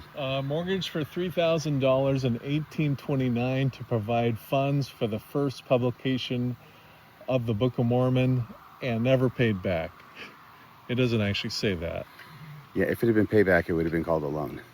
Yeah. Instead of just provided, right? But anyway, he did a great thing. And now the church has $300 billion, and he's only out $3,000. And they still haven't paid it back to the Can you Harris imagine that? family. Don't you think they should pay it back? Wouldn't that be the right With thing some to do? interest. Just a little interest. And then we have a song coming by in somebody's vehicle. It's a very, very interesting place. Things are happening all the time there at the Martin Harris farm. It's a party house. I've got a couple more videos that we made there. I want to see if we can get these to play. I've got some questions about. There's two more. Let's see if it works. I've got my fingers crossed. It looks like it might. Here we go. And we're going to talk a little bit more. And you can see behind me this beautiful acreage. Hi, everybody. We are here at the Martin Harris farm. It is a very large farm. Mortgage his ass in order to finance the Book of Mormon. And then he left the Mormon church after he got kicked out in 1838. He became witnesses for a witness for the Voorhees place with the Strangites, I believe, and he joined a lot of other churches afterward, always looking for that one church that had the truth. Which means he obviously didn't feel he found it in Mormonism. I mean, he did for a while, but then he didn't. So that's Martin Harris for you. And then I think we redid this because you had reminded me that Martin Harris did come back to the church in Utah, and this clip sort of sounded like he never came back to the church, so we redid it, I believe. Is that your recollection? Yeah, he did come back, and he definitely came back. But is it your recollection that you told me that? Yeah, and I think he was given kind of a quasi place of honor because he was one of the three witnesses that did come back. Brigham Young was very happy to add him to his collection, I think. Yeah, but in the interim, between the time he left and the time he came back, he got into some weird stuff. So, you know, like I say, he was a profoundly gullible guy that believed a lot of stuff. Yes. This is the guy who talked to a deer and believed it was Jesus. Yeah, that doesn't happen every day. Doesn't happen every day. You wonder what that deer had to say in order to convince Martin Harris that the deer was Jesus. Here's the last clip. Hopefully this is cleaned up and we have it historically accurate. Greetings, everybody. Radio Free Mormon here, broadcasting to you from the Martin Harris farm. Behind me is part of this wonderful farm that Martin Harris had. A lot of acreage. He mortgaged it for $3,000 worth, which was a lot of money back in 1829 when he mortgaged this baby. Don't think he ever got paid back. Don't recall ever hearing that. Probably didn't, but I know that he died very, very happy that he had been able to finance the publication of the Book of Mormon, even though he got kicked out of the church in 1838, which would have been less than 10 years later, and wandered around from church to church being a witness of at least one other set of flights, I believe. And then finally, after a career of going back and forth to different religions, he ended up rejoining the Saints in Utah under Brigham Young, where Brigham Young made fun of him, and then he died shortly thereafter, and I believe that's where he's buried. That's So I hope that was a little bit more historically accurate. Yeah, and if it's not, I'm sure one of these bashful live chat people will let us know. I'm doing this without notes. I'm doing it live. I'm doing it impromptu. I'm doing the best I can, folks. That's all I can say. Man, you don't want to misspeak on one of your episodes because you get hammered. Oh, absolutely. Yeah. So let's see. So from there, the next thing I have is Palmyra. Oh, Palmyra, because this is where we went to go see the Grandin bookstore after this. Now, I don't have any videos of the Grandin bookstore, but I do have a couple of videos of us approaching Palmyra and approaching the famous street corner in the center of the small town that has a church built on each corner of the intersection. And here is the first of those two videos, so you can see this. Okay, now we're in the city of Palmyra, the village of Palmyra, technically, and up ahead, around and about the telephone poles, you can see the 4 steeples. The 2 on the left are really clear, then there's 2 on the right. You can see those if you look for them. Each of those represents one church, and there is one church on each corner of the intersection ahead of us. That is what a big deal religion was here in Palmyra. It was small, but it was very, very religious. Now, I'm not exactly sure if these churches were built at the time or later, but they do reflect how much religion was an important part of people's lives in this location. You actually then pulled up your cell phone and double checked on when these churches were constructed, didn't you, Randy? Yeah, and they were not there at the time of Joseph Smith. So, yeah, they're not historically relevant to Joseph Smith's deal. Right. That's why I was glad I hedged it there at the end of that video and said, I'm not sure, because I'm not sure. But they certainly attest how important religion was in this community. Yeah, nice dodge. You can see all 4 steeples a little bit easier now. It's a little closer. And that was just there to be a little bit closer so you could see all the 4 steeples a little bit more clearer in one shot. They're really quite beautiful churches. They were architecturally, they were really very impressive. Yes, and one of them was built not long after Joseph Smith's first vision, but the other 3 came, I would say, substantially later. Yeah. So I'm not able to get these pictures to show in their full form on the stage for some reason. I've tried it a bunch of different ways. I'm sure if Bill were here, he could figure it out, but I cannot. They will not go to slides, and they will not allow me to show them individually on the screen. So here are the thumbnails, at least, of the pictures that we took at the Grandin bookstore in downtown Palmyra, not far from that intersection where the 4 churches are located. And in the upper left, you can see that is the front desk. There's 3 floors to the place. This is the first floor. Second one, that's the outside where the Grandin bookstore is. Third one has to do with some things inside. And the 4th and the 5th are the printing presses, which are actually on the 3rd floor of all places. Then down here on the 2nd row on the far left, you have a table for with the print, the type print, or I think it's just called the type. There's little pieces of type that they use to make the words and then print it. And now on the 2nd row to the left, or second from the left, there is a Book of Mormon they had there, which Elder Crandall it was, who was a 60-some-odd-year-old man. He was probably around our age, was talking to us and leading us through and telling us that that was an original copy of the Book of Mormon under the Lucite. Do you remember that part? Oh yeah, I was fascinated. I mean, I've written a couple books, and to see them how they were produced was, I genuinely enjoyed the tour. Yeah, he really knew his stuff and how it was done, and he showed us each step of the way. Then to the right of that, there's also another exterior picture of the building in which the Grand and Print Shop is. The next picture to the right is of those 4 churches. Then to the right of that, the far right on the second row, that's you in front of a cabinet full of books. And what they did was, this is opposite in the same room as the very first slide. Opposite that in the same room is this cabinet full of books. So this looks like there's 4 levels, 4 rows, and several shelves full of books. And what they tried to do was they tried to replicate the books that would have been for sale there at the Grand and Print Shop, because it wasn't just a printing shop, it was also a bookstore.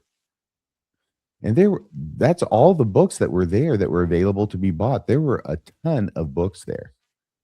Hundreds, certainly. Mhm. So it wasn't a total literary backwater in Palmyra, Oh, far from it. and not a cultural backwater either. So the very last picture there on the very bottom, it's the third down, that is in the first floor. That is also a picture of our missionary, Elder Crandall. And what I want to talk to the folks about, I didn't make any videos during this time period. He was talking pretty continuously. He had a good spiel going. And what I want to do is I want to remove this and just talk about this very strange thing that happened with Brother Crandall, because we get to the end of the tour and it's just you and I. And so we're asking questions as we go. He's answering the questions about how you print things and all the different steps that go through.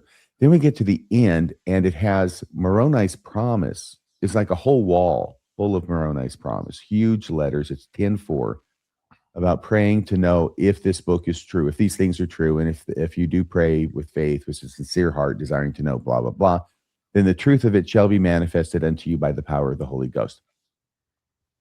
Which Elder Crandall now points us to, reads it, and then testifies to us about this promise in the Book of Mormon. And he testifies to us that if we follow these steps, then we will receive a witness from the Holy Ghost. It's right there in black and white. It's in the Book of Mormon. It's scripture. It is destined to happen. And so then I asked him if he had ever had a spiritual witness of the Book of Mormon. And he said to me, well, the time came in my life where I suddenly realized, you've always had a testimony of the Book of Mormon. At which point I said, so you've never had a spiritual experience of the Book of Mormon? And he said, well, no, not really. And I didn't press the point, but it really struck me as remarkable that this missionary, Elder Crandall, I've got nothing against him. He seems like a very nice fellow, and he's certainly sacrificing from his regular life to come and do this for a year and a half. But here's a guy who's never had a spiritual witness from the Book of Mormon, even though he's prayed and prayed. He made that clear. And never received a spiritual witness from the Book of Mormon, who's now on a mission, and he's testifying that all you have to do is read this. And if you pray about it, you will definitely receive a witness from the Holy Ghost about the Book of Mormon. What did you think about that? I thought the exchange was absolutely fascinating.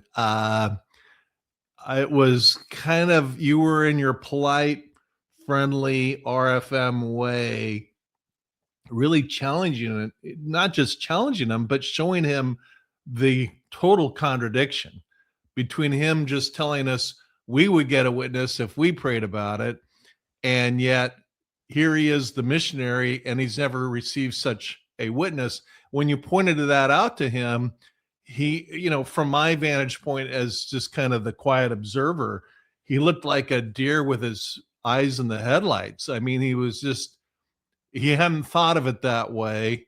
and he didn't have a good answer. He didn't have really an answer other than to kind of babble. So I thought it was really very perceptive of you to pick up on all that. And it was part of what made the trip fascinating.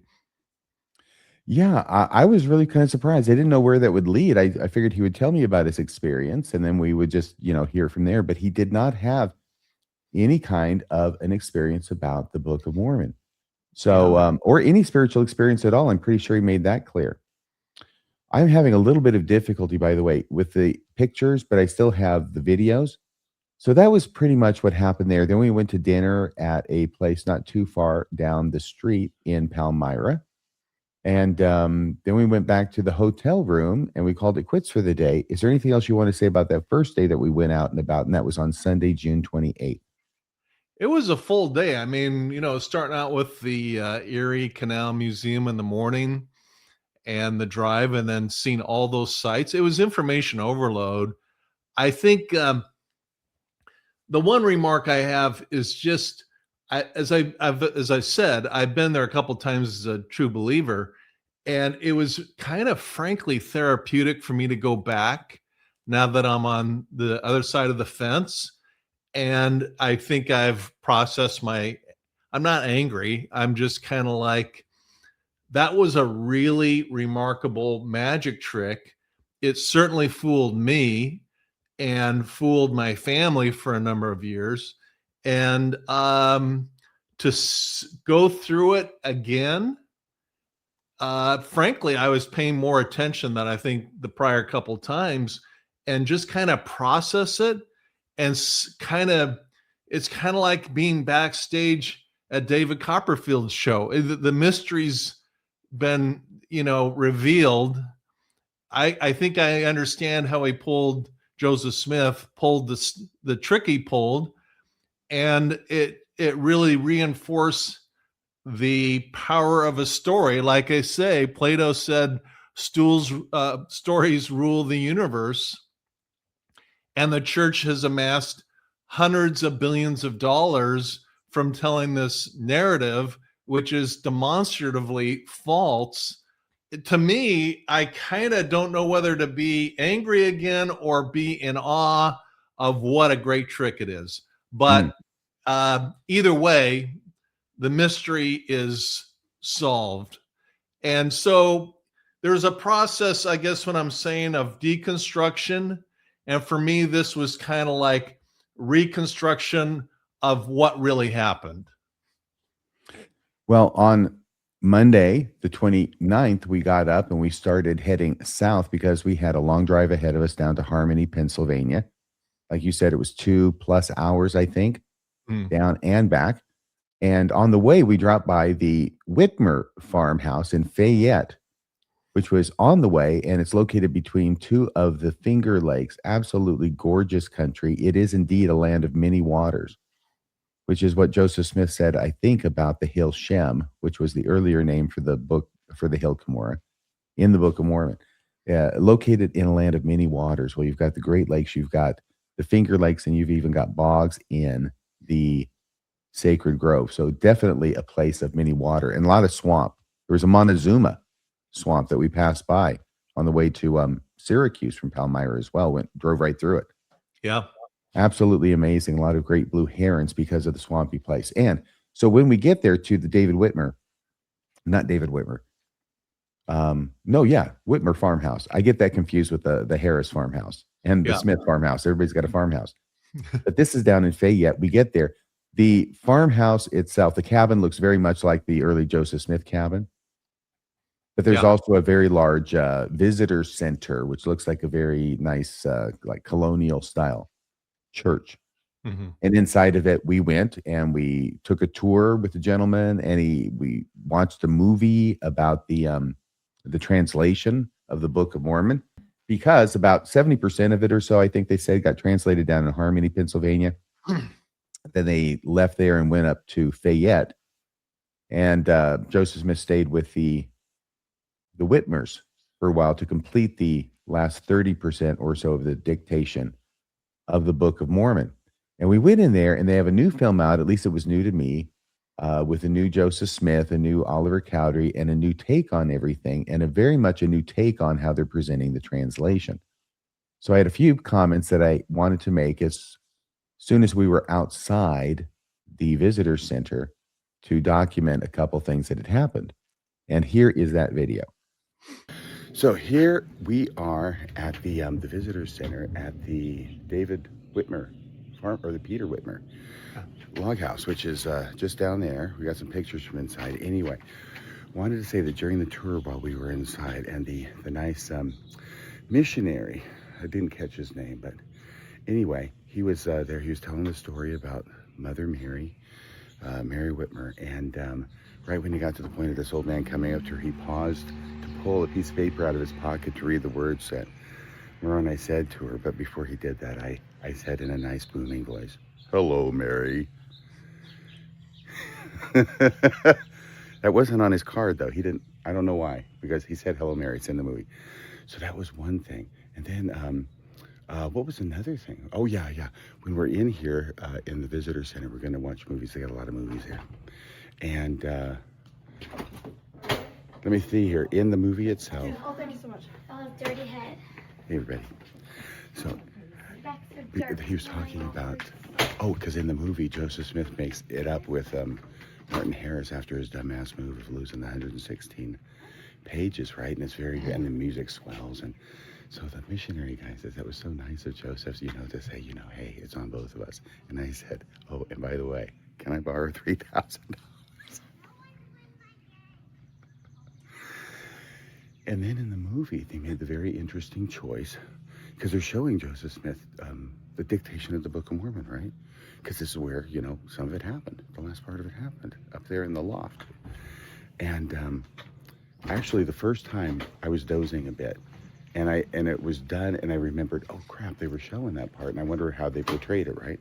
Mm-hmm. And I thought, damn it. But then they did it again. So I can't actually speak to the first part of the movie because I was kind of asleep, or I was thinking about something else. Anyway, I came back to it, and they're showing, here's Joseph Smith translating the Book of Mormon, Oliver Cowdery writing it down. They don't show Joseph Smith at all. They just show Joseph Smith and his little pen, his little quill pen, scribbling stuff and putting it back in the ink and scribbling. Oliver Cowdery. And then when the dictation is done, now they flash Joseph Smith, who's looking up. So they never show him while he's translating. The choice would be, are you going to do it, is he looking at the plates or the historically accurate, or is he looking in the hat? Well, their choice that they made was to not make any choice at all. We're just not even going to show him. Just screw it. Forget about it. And that was actually probably a wise choice. Don't you think, Randy? Yeah, they avoided they dodged in and out of all the more controversial aspects. But it was a really, really nice day, and a beautiful day. Oh my gosh. No, it's stunning.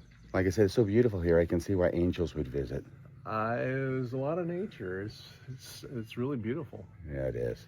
All right. Well, thanks everybody for joining us. This is mostly for my purposes in remembering this. There you go. All right. So talk to you later. Bye. Did that bring anything to your recollection? Well, that's where the church was organized with the 6 members and so forth. They called it, I'm sorry, I can't help myself, but there's a Dartmouth connection there, because they named, the first name of the Mormon church was the Church of Christ, which is exactly the same name as the Church of Christ at Dartmouth, where Hiram attended over 1,000 sermons. So they literally lifted the name off Dartmouth, called it the Church of Christ. My own speculation is they got in trouble for that, so they changed it later, the Church of the Latter-day Saints, when they got to Kirtland. Then they changed it the third time to 11 letters, or 11 words. So Syllables. 11 syllables? no, the Church Ladder. of Jesus Christ. Wait, whatever. I think there's 11 words there. The Church of Jesus. Yeah, it's syllables. Is it 'Cause 8? Jesus is 2 and ladder is 2. Okay. It's a long name, is my point. It's very long. Yeah, it's tediously long. And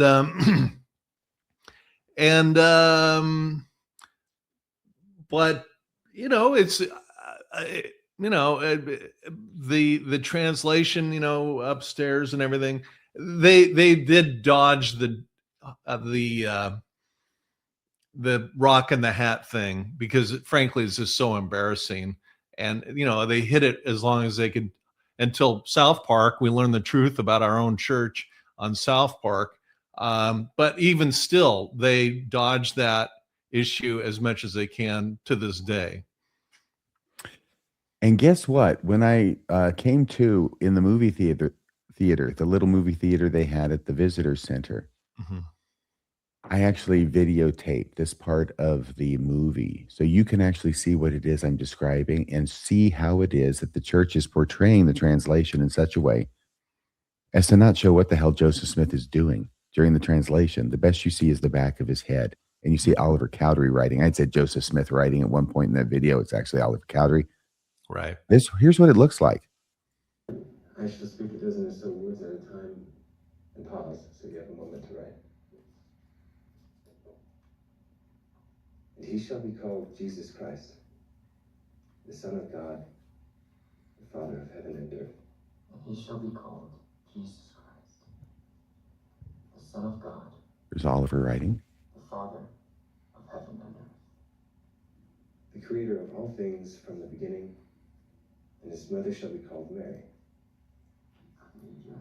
So you can't see what Joseph Smith is doing at all, just that he's looking down. And his mother shall be called Mary. Oh no, that's it, right? It needs to be exact. The creator of all things from the beginning, and his mother shall be called Mary.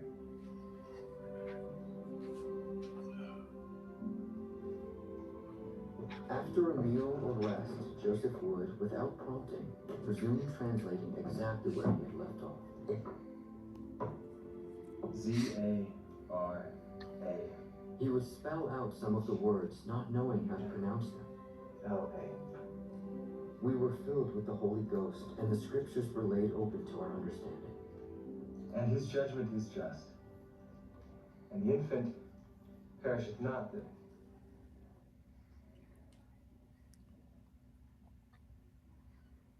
Joseph is going to get emotional about this part because he just lost a kid. That's the coincidence. The coincidence isn't that Joseph Smith lost a kid and now this shows up in the Book of Mormon about the infant perisheth not that dieth in his infancy. Yeah. So, but the main overriding part, what do you think of that? Did you see what I'm talking about? They never show what Joseph Smith is doing other than kind of looking down. Now, it's obvious that what's not going on is he does not have his face in a hat, okay? That would have been seen in these scenes if we had seen them.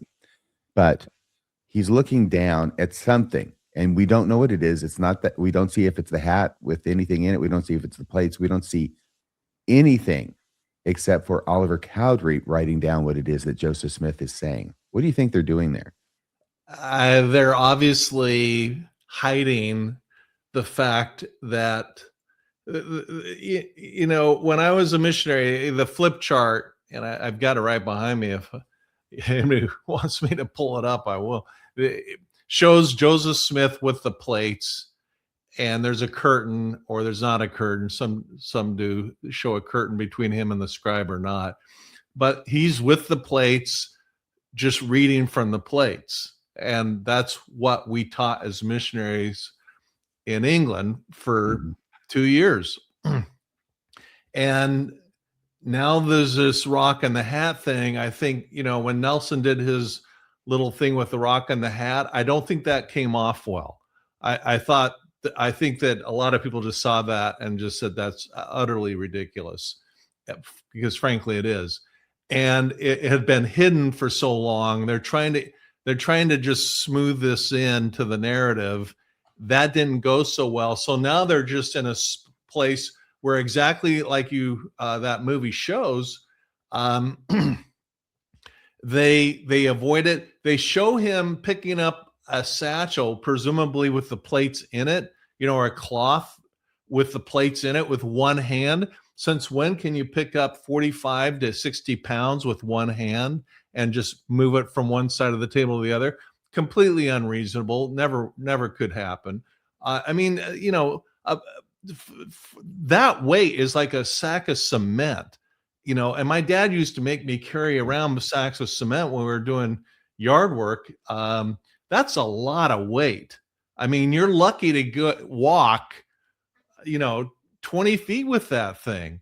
So I think it's just riddled with inconsistencies, but, frankly, as a true believer, my critical thinkings were limited to business where I was quite good at it, but I left those skills at the office when I came home and went to church. Now that I have applied critical thinking across the board, it's very easy to see how they're manipulating. Well, we left the Whitmer farm in Fayette and headed south, which was the larger or the longer leg of the journey from Fayette to Harmony. And we made that trip, and we had some interesting things happen along the way. I do want to mention one thing that happened in Harmony, so I don't forget it, because it has to do with the hat. Because in Harmony, at the Joseph Smith and Emma Smith home where they lived for a bit while they were, translating, and Oliver Cowdery's doing the scribe thing, it's on the property of Emma's parents, the Hales, and they have their own house that's down the road, just not very far at all. You could see it. And the Susquehanna River is right there as well. But when we got there and we were doing the tour, and this was with another elderly gentleman, elderly my age, sorry, me, but he was a missionary, and this was Elder Bateman. So Grandin Bookstore was Elder Crandall, and down there in Harmony was Elder Bateman, similar.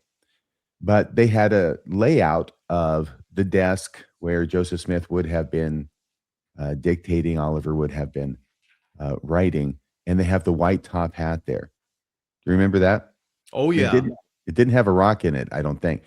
But I went to touch it because I wanted to see what it's like if you put your face over it, and is there a translucence that comes through? Understanding, of course, this is not the top hat. This is a top hat, a replica top.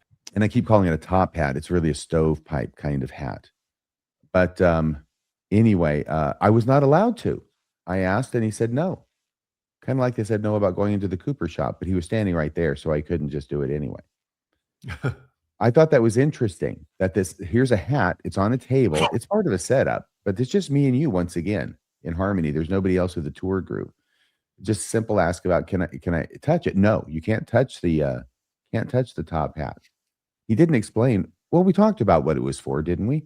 With the seer stone and everything, and whether the spectacles were going in the top hat or whether the seer stone was.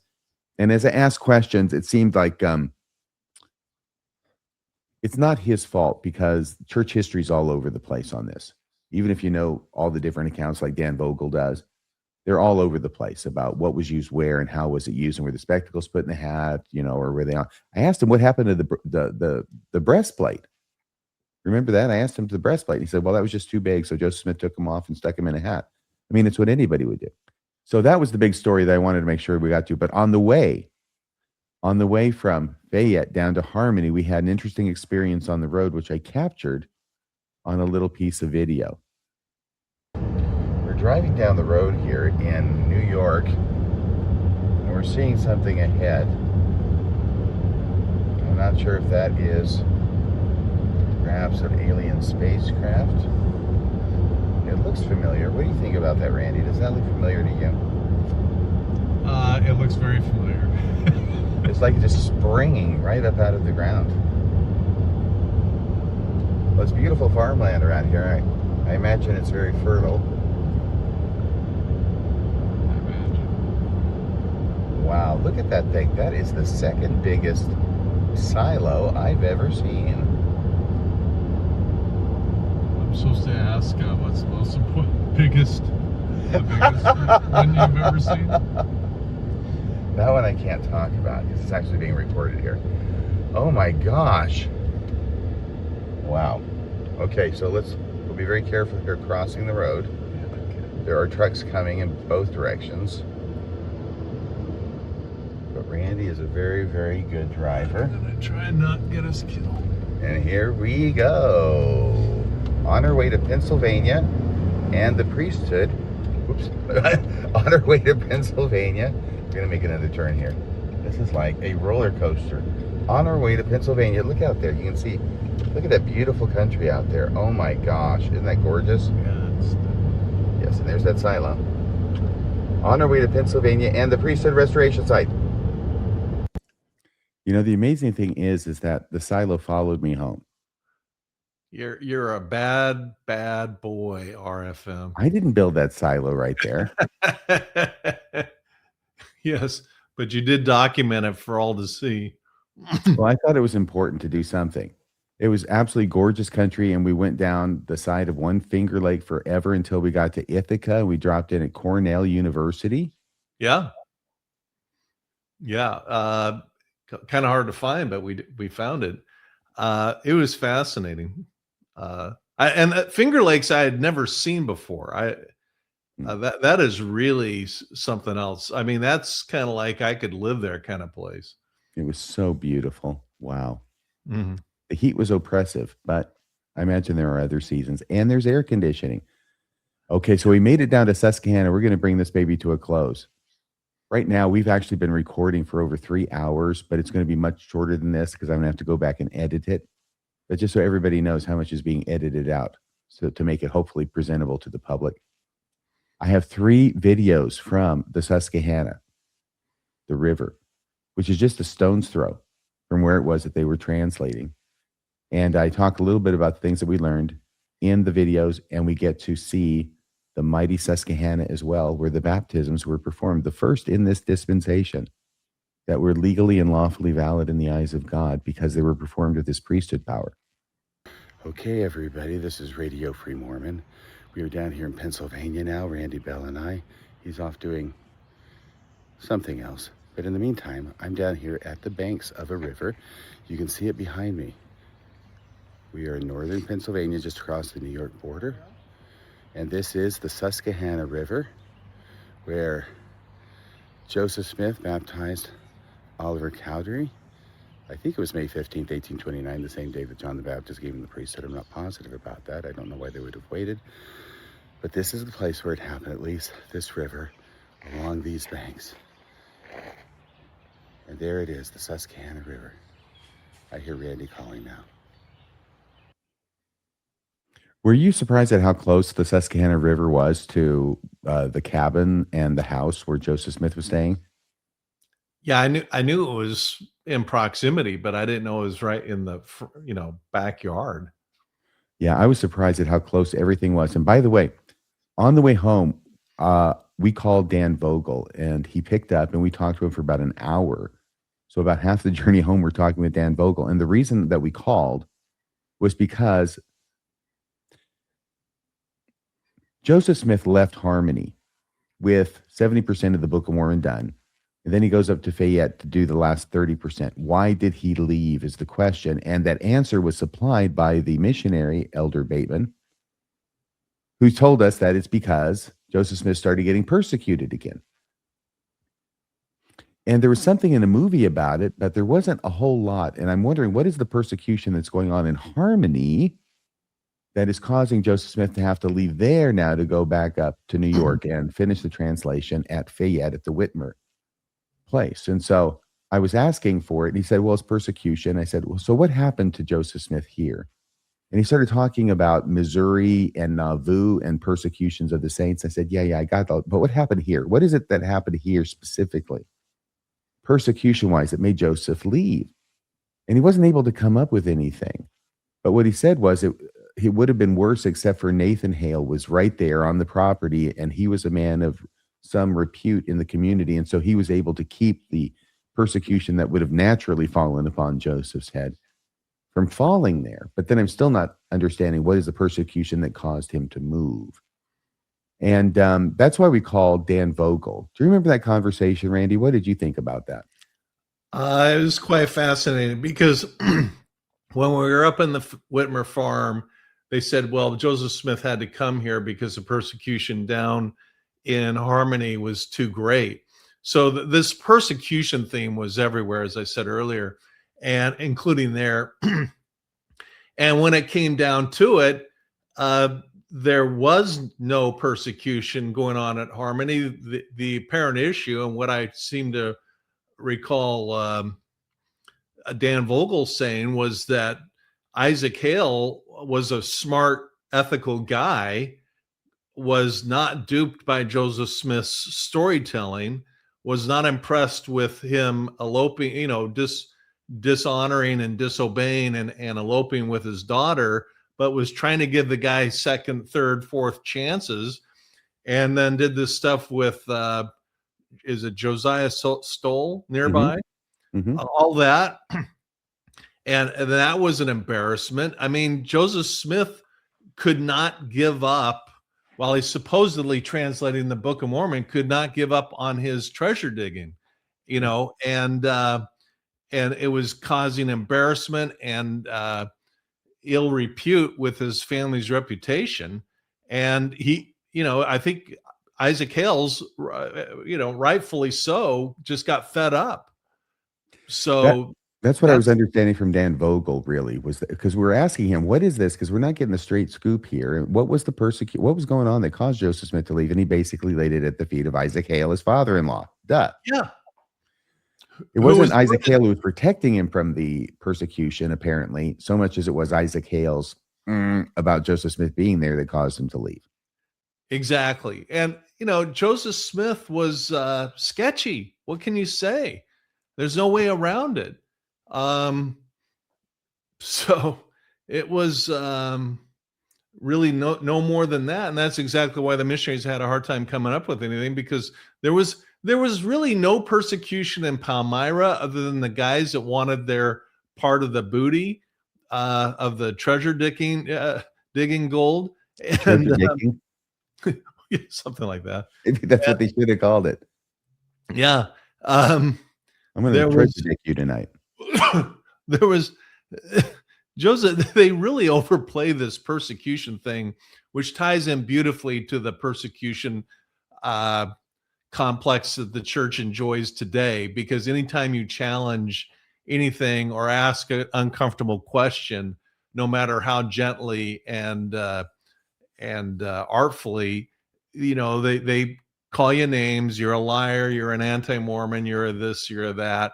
Instead of just answering the question, it's persecution. That's their go-to when they get caught saying stupid stuff. Yeah, absolutely. Well, we've got a couple more clips from the Susquehanna River. Here's the next one, okay? Okay. Hey, everybody, this is RFM. He's working his way down to the banks of the Susquehanna River. I had just noticed there's a new function here. It's called Cinematic. It does look like this is the right place to go down. There's a bit of a jump here. The water is down a bit below the normal. Okay, here we go. All right. That looked like a bigger jump than it was. And here we are out here on the Susquehanna. I'm going to flip the view here in a second so you can see how beautiful this place is. Actually, I don't know that I can flip it from here, so let me show it to you over there. Okay. There's a little eddy back there. There's this tree across the stream. And here's the Susquehanna River. It freezes here, strangely. So they found a deep enough spot to baptize each other by immersion. And when the deed was done, there were now 2 men on the face of the earth who were baptized and cleansed of their sins, and who also held the Aaronic priesthood. Right here. Amazing, isn't it?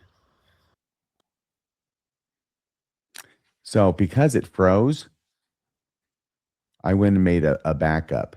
So this one doesn't freeze, okay? So you do get the panorama shot of the Susquehanna River. Again, just make sure we have a good copy of this. This is video. This is the Susquehanna River in northern Pennsylvania, just south of the New York state border. We are right across the railroad tracks, really just about 100 or 200 feet from the home that Joseph and Emma lived in on her father's property. where the translation was going on at the time, around April of 1829. They came to 3 Nephi 11 because Jesus is letting the ancient inhabitants of America know the right way to baptize their children and each other for the remission of sins and all that stuff. So they wanted to get baptized the right way, and they went and prayed. Not here, apparently, but in what's called the sugar bush, which was some sugar maple trees, a grove of them on the other side of Nathan Hale's farm. John the Baptist appears to them there, gives them the priesthood, then they come down here, which is a very short walk. I was surprised how close it was. It is really, you could throw a rock from their house and hit this river. We just had to drive around because there's a railroad track that got built in between sometime in the last 200 years. It's a beautiful day, beautiful hill over here, covered with forest. Everything is so lush here in June, and you can hear the birds singing and the water rippling. It really is a beautiful location. Mm-hmm. Obviously, I said Nathan Hale. I meant Isaac Hale. I think it was Nathan Hale who famously said, "My only regret is that I have but one life to give for my country." And it's approaching the 250th anniversary of the signing of the Declaration of Independence in the United States of America, which is actually tomorrow. We're recording this on July 3rd, 2026. Yeah. So I think that mistake is totally understandable that I said Nathan Hale instead of Isaac Hale. By the way, so that you know, we're going to be premiering this not on the regular Saturday night, because that was my plan all along. And then Wendy is asking me about this last night, and she says, "You know, nobody's going to be watching it tomorrow night, right?" And I said, "Oh, yeah, they're all going to be out watching fireworks." So we'll premiere this on Sunday instead. Okay. And I'll make an announcement about that on Mormonism After Dark tonight, if I recall.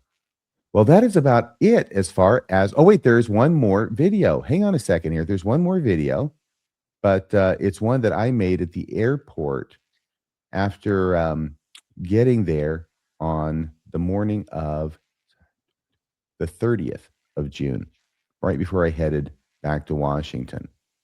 So let's see if I can find that.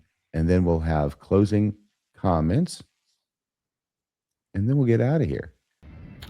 Radio Free Mormon here, broadcasting from the airport of Rochester, New York. I'll be taking off from in a couple of hours to head back home to the underground bunker. It's been a great trip. Looking forward to doing a show on it. Hopefully this coming weekend with Randy we'll recap our misadventures and our exploits. Talk to you later. Thanks for joining me on this trip. This is Radio Free Mormon, signing off the air. And there is your ball game. By the way, I did want to mention something else just for purposes of posterity, which is when we got to Harmony and we're talking to basically sort of the doppelganger of Brother Crandall at the Grandin printing shop from the day before. And we're talking to Brother Bateman, very, very similar kind of guy, you know, the white shirt, the tie, the missionary aspect, senior missionary. And I asked him toward the end of our conversation, I said, well, you know, I was talking with Brother Crandall yesterday, and I told him the whole story about, I asked him, and he said he never had a spiritual experience confirming the Book of Mormon. Because remember, Brother Bateman was doing the same kind of thing at Harmony. I think it's a typical thing you do at the end of a tour. If it's Mormonism, it's going to end with the Book of Mormon and Moroni's Promise. So I asked him, Brother Crandall yesterday said he'd never had a spiritual experience. Have you ever had a spiritual experience? Oh, actually, I set it up even better than that. I said what Brother Crandall the day before had said was that he came to a point where he realized he had always known, which is, of course, the standard go-to for a person who's never had a spiritual experience. That's why as soon as he said that, I knew he'd never had a spiritual experience, and I asked him about that. But I told the second missionary in Harmony, Brother Bateman, what Brother Crandall had said the day before. And he said, basically, yeah, he was the same as Brother Crandall from the day before. He'd never had a spiritual experience about the Book of Mormon or anything else that he mentioned. Just that he came to a point where he realized he'd always known that it was true. So I think they're scraping the bottom of the barrel testimony-wise on the missionaries, even the senior missionaries. I mean, they've been in the church for as long as I have. Longer than I have, and they've never had a freaking spiritual experience. What's going on with that, Randall Bell? What's your opinion? I have no idea, but I've noticed, and I did an episode on this, you know, on Heaven's Gate, that, excuse me, Heaven's Gate had the exact same game plan, the exact same playbook, where you were to learn about all this Heaven's Gate stuff, and then you were to go by yourself and pray and ask God directly about it. And that is, and even though I was a true believing member at the time I worked on the Heaven's Gate case, that struck me as, frankly, quite awkward. But that's, Because it sounded so much like Mormonism? yeah, exactly. The parallels were obvious. And, that's really not how it works. If Mormonism makes a claim that it's the one true church, all other churches are wrong, all creeds are an abomination, all other professors are corrupt, that's a pretty big claim that we are the singular true worldview worldwide. If you're going to make a claim, great, make your claim, but then you back it up. Don't put it on me to validate your claim. Okay, that's not how it works. But that's how Mormonism tries to really kind of shift the burden of proof from themselves, backing up their remarkable claim to the investigator or their friends, whatever they call them now, people that are looking into the church. So that's the first thing I want to say about that. And then I just, my parting comment is this: if we paid attention through this episode, the church was organized on the Whitmer farm on April 6th, 1830. And as of that date, and this is going to blow some minds, and some people won't believe me, and as I always sneak in somewhere on an episode, I say, don't believe a word I say, research what I say. But the reality is, on that date when the church was organized, there was zero mention of a first vision. Zero mention. That came 2 years after the church was organized, where only Jesus showed up. And then in 1838, 8 years later, Jesus and God showed up. Okay, so there's a real credibility problem there with the first vision as far as it actually happening, because it wasn't discussed at any level as of the date that the church was organized. The angel that appeared to Joseph Smith had no name as of the date the church was organized. That name came up as Nephi in 1838, scratched out and changed to Moroni. So that was created, if you will, 8 years after the church was organized. John the Baptist, restoring the Aaronic priesthood, zero mention of that. Here, Joseph Smith is establishing a church, baptizing people. There's zero mention of the restoration of the Aaronic priesthood. And then Peter, James, and John with the Melchizedek priesthood, same thing, no mention of that. So as of April 6, 1830, all the basic tenets of Mormonism, we assume, happened prior to the church being organized. The truth is, there's zero mention of any of it. So basically, all Joseph Smith came to the table with was nothing distinct to Mormonism. And the Book of Mormon, in the words of the great Sandra Tanner, is just warmed over Protestant Christianity with huge, vast swaths copied from the New Testament and the Old Testament. So that's what he produced as of the date he organized a church. He's organizing a church with zero mention of priesthood authority, zero mention of the name of the Moroni where he got these plates, however they were translated. That's a mess. And zero mention of the first vision. That is really profoundly telling, at least in my mind. Very good. I wanted to add something that I'd forgotten about the Brother Crandall story at the Grandin Bookshop, which really threw it into even greater relief to me, which was is that he starts talking about Moroni's promise, which is in big letters on the wall. I say at this point, and I'd forgotten to mention this before, I say, well, I know people who have read the Book of Mormon and prayed about it very earnestly, but they have received no answer. What do you say about that? And he said, well, they need to keep praying because they're not doing it right. And I said, so the problem's always with them, right? He goes, well, they just need to be praying more. They need to have more faith. because if they do it right, they will receive an answer. And it was at that point that I asked him, well, have you received a spiritual witness about the Book of Mormon? And he ends up saying no. He agrees no. Well, I realized I'd always known that's a no. And I asked him, that's a no, right? And he says that's a no. So we're left with this incredible situation where he has actually upbraided people who pray about the Book of Mormon and don't receive an answer and say they just need to pray more, when he himself is a person who's prayed about the Book of Mormon and never received an answer. Yeah, that was one of the most stunning exchanges I ever had the privilege to watch. I think it could be a master's thesis. Yeah, that was a master class in bad logic, at least on his part. Well, Great guy, very nice guy. And I happen to think most LDS people are wonderful people. My problem is with the 15 guys running the show, because they know what's going on. They're the ones keeping the secrets. They're the guys hiding documents. But as the membership and the missionaries, I always want to be kind to. Mhm.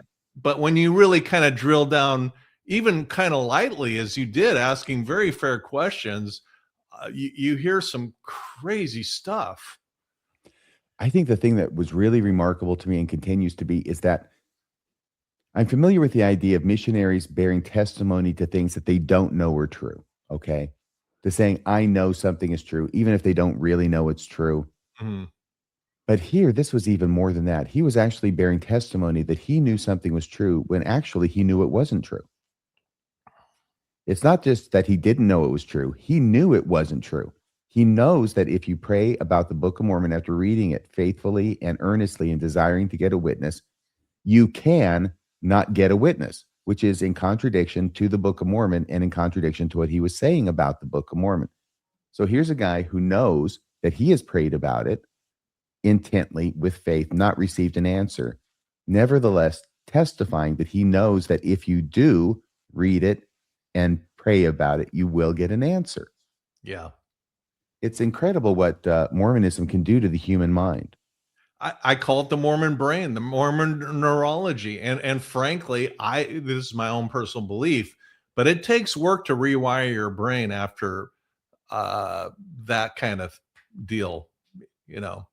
And frankly, as I said earlier, this trip really helped rewire that neurology. And now I see it. I'm not triggered. I'm not mad at anyone, but I see the trick.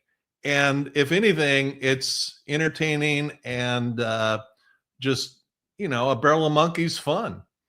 Yeah. Well, I had a great time. Thank you so much again for that trip. I had a wonderful time. I learned a lot. And I'm just very grateful to know you, Randy. Same here. I couldn't imagine anybody else I'd rather do this trip with. Well, thank you so much. And thank you for doing the show, which has taken a lot longer this Friday morning before the 250th anniversary of the country than we had expected. But we're through it now in one form or another. And I'll spend the rest of the day here editing so I can go up tomorrow night on Saturday on Premiere. Not Saturday, Sunday. Sunday this week only on Premiere on the 5th of July. So please hit like, everybody. Please hit subscribe. Please leave a comment below. And thank you to all of you who have gone to radiofreemormon.org and made a donation. Your donations and your support keep Radio Free Mormon broadcasting behind enemy lines. It's very easy to make that donation if you haven't already. Just go to radiofreemormon.org and click the donate button and let your conscience be your guide thereafter. So once again, thank you so much. Please hit like, please hit subscribe. Thank you again, Randy. That's about all for now. Until next time, this is Radio Free Mormon signing off the air.